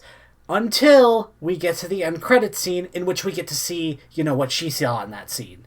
Which is dumb. Yeah. If we wanted to contrast the two things, why not have, like, a couple shots from the brother's perspective, where we establish this is what it looks like, and then we cut over to Mieruko's perspective, and this is what she sees. Like, yeah, they could have had it where like, as she's walking away, as she's, like, getting up, they could have, like, shown, like, I'm thinking they could have shown a thing where it's like she walks in front of the screen, and that's, as she's walking away, they show what the screen is actually showing. And do an action cut like that, and just be like, it, like, pans over, that. And then you also hear the distorted screams. Walking past the screen. Yeah. You see the ghost. Because it looks like she just gets really flustered by the fact that there's, like, a half-nude woman on the screen, and then leaves. Yeah, like I said, the fucking take I got from that is, oh, okay, she's a lesbian, I guess. Okay. What? It's so weird. Yeah, I am betting that works better in the manga, because I'm betting what it is, like, in the manga, you get to see that, and then at the end of the chapter, it goes back to that. I'm sure that works better on paper. It doesn't work well in animation. Yeah, there's some things that just don't translate well from book to not book. Yeah. Yeah. Like, the twist with the dad was super cool, because there's red herring. You think the fucking ghost that's saying pudding is going to be, like, what's flustering her. No, it's the dad! It's, like, yeah. I mean, I also couldn't help but to unsee that ghost as the fucking rape horse from Berserk. I'm sorry, the what now? Don't worry about it. It's the rape horse from Berserk. So there may be a point where where a girl almost gets sexually molested by a horse that gets possessed by a demon, and it is fucking gross looking, and it looks a little bit like that. Wait, is that the thing where it goes, "You're struggling, only makes my penis harder"? I don't... Or was that a different thing? I don't think so. Though I don't know. It's been a while since I've read that chapter. No, I think that might have been a different thing where it was just straight up Schmentai. Yeah. All I know is I have seen that fucking meme, and people will not let me unsee this meme. Yeah. Yeah, it's just this show, man. It can be good. It's proven that it can. It's just It's got to keep it in its pants. Like, it was like an episode that we were all clean and we were all good and there was not any fan service. And then we're barely even a minute in and we've got weird, creepy shots of her chest. Yeah. Lingering on her titties for too long. It's like I established before. It's like I said before. It feels so fucking gross because I cannot remember the fact that she is a teenager. Yeah. She's 16. No. Go to jail. Go to jail. Go to horny jail. And real jail. Just go to every jail. Do we have established ages for these characters? I need to look at this. I don't think we do technically. So I mean, she could technically be 18, but even if she is, it still breaks the tension and vibe that the show's trying to go for. Yeah. Yeah, it definitely does. All they have on ages is that apparently Miko's father died when she was 17. So she's at least 17. Well, her father died the Christmas the previous year, so she's at least 17 or 18, yeah. Yeah, well, even if she is, like, technically of age, it still feels fucking creepy. It's still creepy. It's nothing about her character is inherently sexual. And it kind of goes against the vibe that the show is going for. And that's all the strikes that I can give out to say that this is egregious. As far as Hana goes, it's assumed that she is 19 because she was held back for at least a year in one of her grades, and that's how she met Miko. Okay. So it's assumed that she's 19, but no official ages for Hana. Mm-hmm. But it's it's still creepy because they're still high school. Yeah, it feels like even if they are technically of age, then the show is still trying its damnedest to portray them as being these teenagers. It feels like that of age thing is almost like tacked on, like, hee-hoo, they're actually 18, so that's okay. Hee-hoo, you Westerners, you can't put it on us because it's legal in your country. But no, it's still creepy, though. Yeah. Oh, sorry. There was something else I thought I wanted to say. Yeah, girlfriend had a lot of kind of sexual things, but it never went this hard. It was mostly just hee-hoo boobies, and that was it. Trying to think. I think Girlfriend had a couple of scenes where the nudity was a bit excessive, but it was just overshadowed by the dumb fucking shit that was going on, and that's what made it work. It was played for dumbass comedy. It was played for dumbass comedy, not so that you can get your rocks off, though. No, Nalia, I'm naked. I know. I thought you didn't notice. It's so fucking dumb. And it never showed more than what was necessary to add punctuation to a joke. Are we ready for cards? Sure. Yeah. You two go first. I have no clue which way I'm swinging. I'm killing it. Like, it had one good episode on me, but, like, man, this was egregious. Yeah, I'm gonna have to, unfortunately, say kill.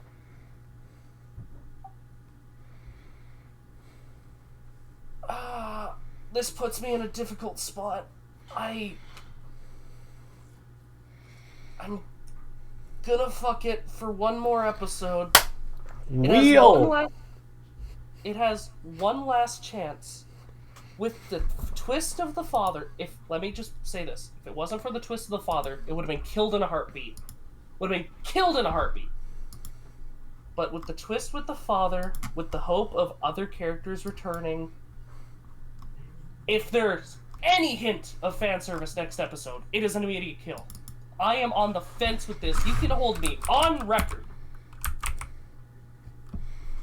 But I said last week, if it isn't just the Ghost of the Week, he said, she said bullshit, I would give it another episode, see where it goes. And it didn't just do the Ghost of the Week, he said, she said bullshit. It's moving plot along, because the stuff with her father, like stuff with her brother is coming up too. I'm gonna give it one more week. It is on thin fucking ice. Ice that a cat could shatter if it was on.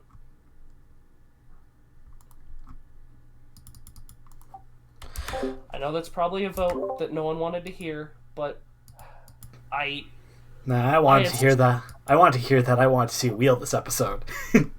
Yeah. 1, Fair 2, enough. 3, Alrighty. 4. What? Okay. So keep both kill both. We get keep both kill both this episode. This one. Yeah, they both got 2 kill votes. Okay, that's kill both.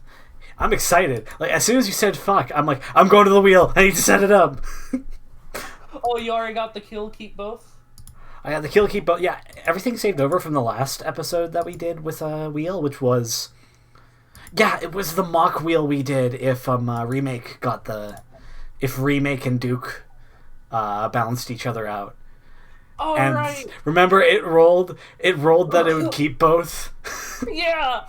Damn it, why didn't we have wheel that episode? Fuck. I should have just killed Duke. Sorry, I just reminiscing because like, that's one of my favorite moments of the show. Alright, so what other show was it? It was Paladin's Platinum End. Yeah, it was Platinum was the other one. Alright. Everything else has either all fucks or 2 fucks. Sweet. And remember, to pad out the wheel, we do have 4 of each of the shows like put on the wheel. You remember how I did it, right? Yeah, I like it saved the cookies, so I had everything set up before from last time. Oh, okay. So I believe our wheel is ready. Sorry, what? Stream it in Discord, by the way. I want to see it. Alright. I just need to make sure that I don't do what I did last season and make it so that I can't see my cursor. Alright, we're good. Come on, baby. Keep both. I want the chaos. Alright. Everyone join my Discord stream. For the Right. spion. I will have it set in stone here. Whatever dies, I'm dropping. Like, I may have fucked him, but whatever dies, I'm probably just gonna drop for my own sake of sanity. Alright. Spion!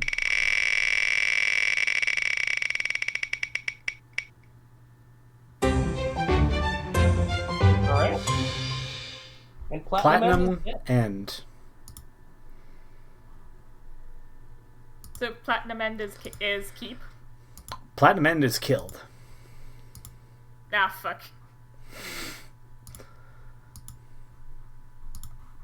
Alrighty. Yeah, as much as I wanted to see through one last fight on Platinum End, I only have so much time in the week, and, you know, if I have to drop it, it ain't too much skin off my back. Yeah. Yeah.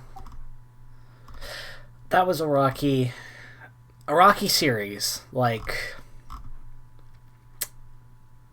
as much as I wanted that, as much as I wanted the premise to pay off really badly, I didn't think it was going to be that. And like, the forced romance really put the final nail in the coffin for me.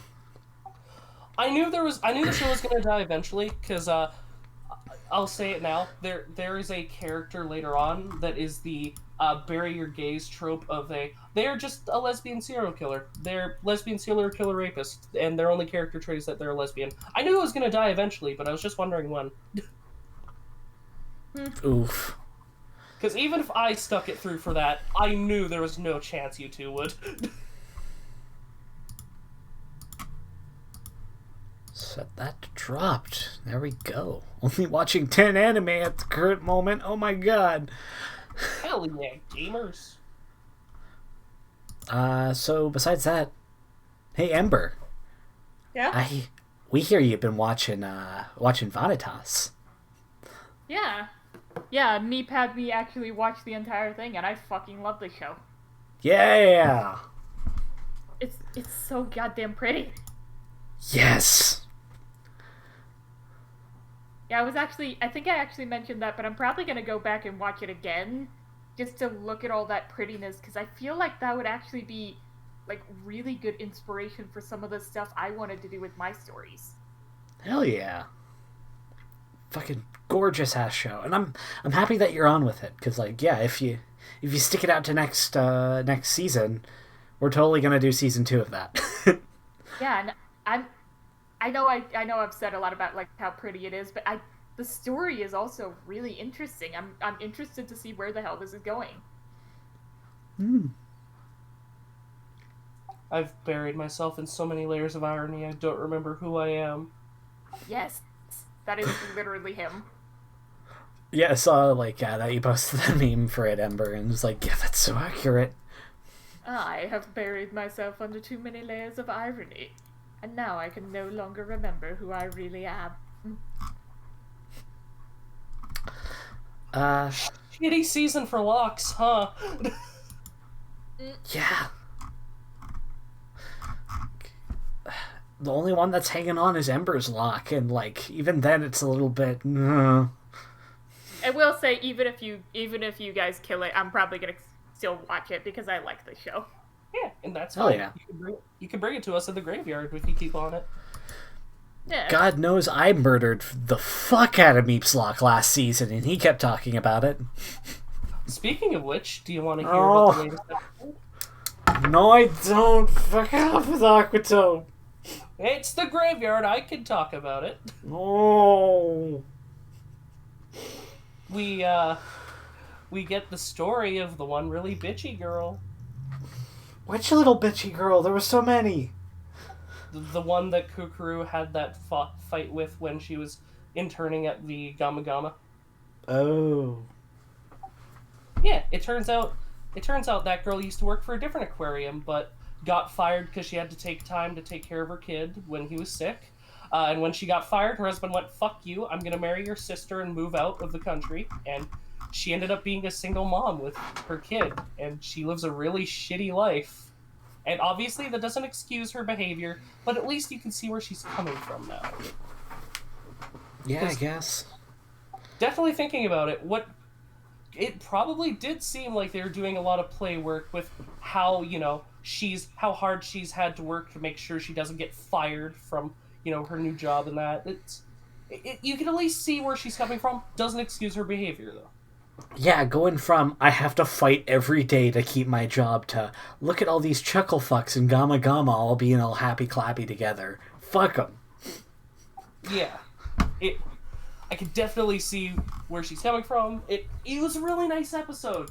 Because the vet lady comes back. Because Kukuru's like, "Hey, I want to know what she's going through. Can you let me take care of your kid for, like, an afternoon?" And when we come back to Kukuru after that, she's just sitting there in this room that's just torn apart. She's like, "What the fuck do I do?" Because, taking care of children is hard. Yeah. I like how Chekhov's baby came back. Fuck it did. Yeah, the vet lady came back.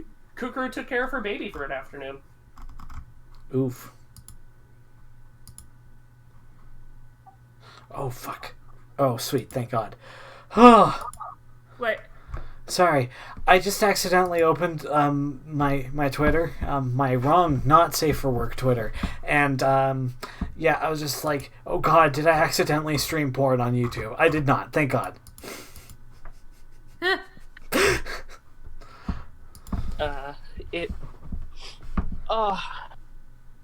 This is a good season of anime, though. Yeah. Yeah, it's got such a different vibe than last season. Yeah, because last season immediately went from, "all this is great" to, oh, this is garbage for you two. Mm-hmm. This has been a bit more of a slow burn. It felt like everything kind of started off limping, and then some episodes have kept limping along, and some have fallen over completely, and others have just taken off sprinting. Yeah. Yeah, it feels good because like there's some stuff that's just absolutely fucking garbage, but the other stuff makes up for it by being so fucking good. Yeah, it's like instead of like last season where it was like, this is great, this is great, this is great, this is trash. Oh, this is really trash. Oh, this is trash, but it's delicious trash. The fun kind. Ember, I remember last night you said you wanted to watch Girlfriend at some point. We need to do a watch party of that sometime. Yeah. I'm down to watch it again. It'd be worth it.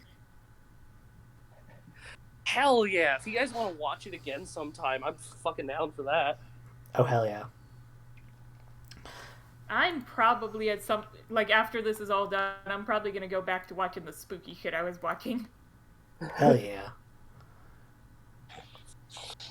Yeah, it doesn't even have to be when you're done. Like, by the time that we only have 3 episodes a week to watch, the anime is a lot more. No, I mean, like, just after this podcast right now is done. Yeah. Oh, right.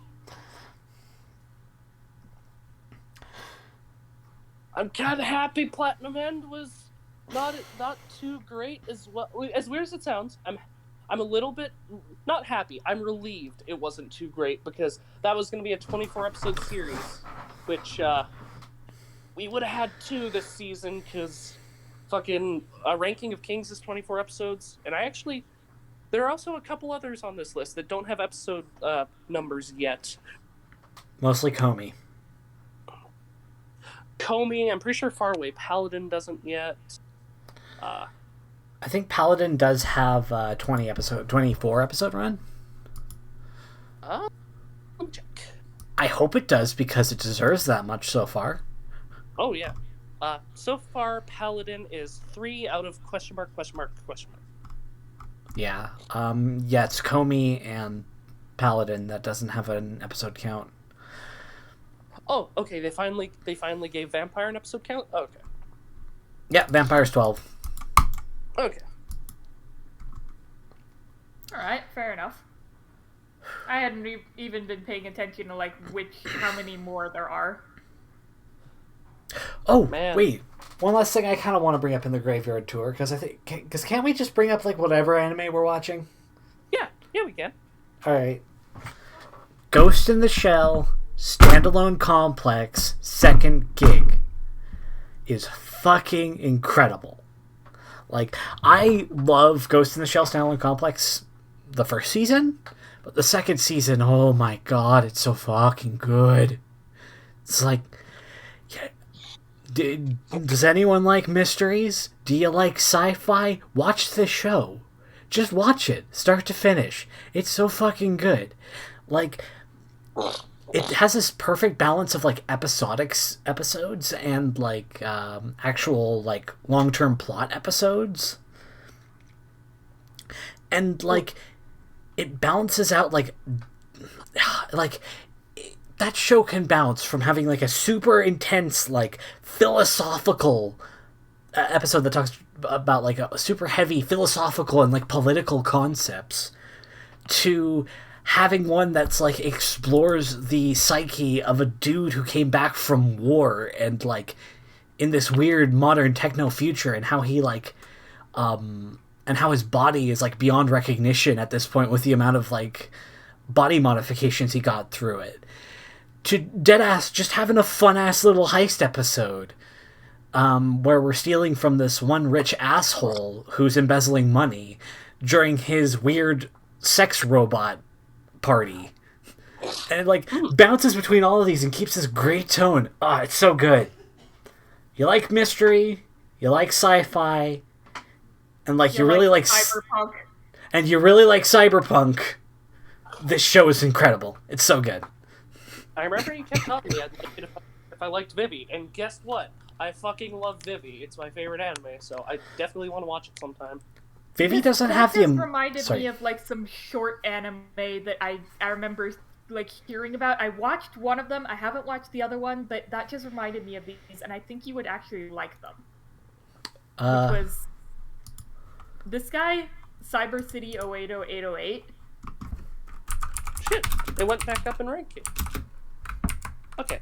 And Tank Police. Cyber City 0808. Oh, wow, this is some 90s ass anime. I'm down with it. This show has a vibe. Anime. This show has a vibe. I'm definitely gonna watch this at some point. So, there is one thing I wanted to say, because it's just something I've noticed just on Mal in general. When an anime comes out, the final score it'll likely have, or bounce around for the rest of, time, is normally what the score is at the end of the season after it. Like, for example, Vivi ended in spring, and now it is fully into fall. And for the past, month, it's been bouncing around 8.5, 8.50, and that got me interested. I started looking at other shows, and for most of the shows on the FMK using the Wayback Machine, after about a season, after it ends, it gets a score, and that's what it normally stays at. Mm-hmm. Just a little fun bit of trivia I wanted to put out. Yeah, because at that point, there's enough votes, there's enough ratings in there that it takes a whole lot of people to try to rock the boat on it. Yeah, it would be something very strange to happen that actually changed the thought process at that point. Yeah. Man, Girlfriend is criminally underrated. How is it only... all the best things are. Yeah, I don't understand how it's only at a 6.68. It's a comedy based around a non-conventional relationship. Fair. I think, actually... Maybe comedies on Mal just don't get rated well, because Vampire's at a 6.6 something too. Yeah, and I've heard nothing but good things about Vampire so far. I haven't seen anyone bad-mouthing it. I mean, had most people say, it's hit or miss, but most of the times it hits. Yeah. Okay, I'm not counting these first four as comedy, because Fullmetal Alchemist is not a comedy. It is a shonen with comedic elements in it. That doesn't make it a comedy.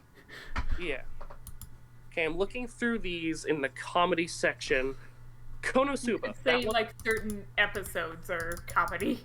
Yeah. Konosuba, that one's fully a comedy.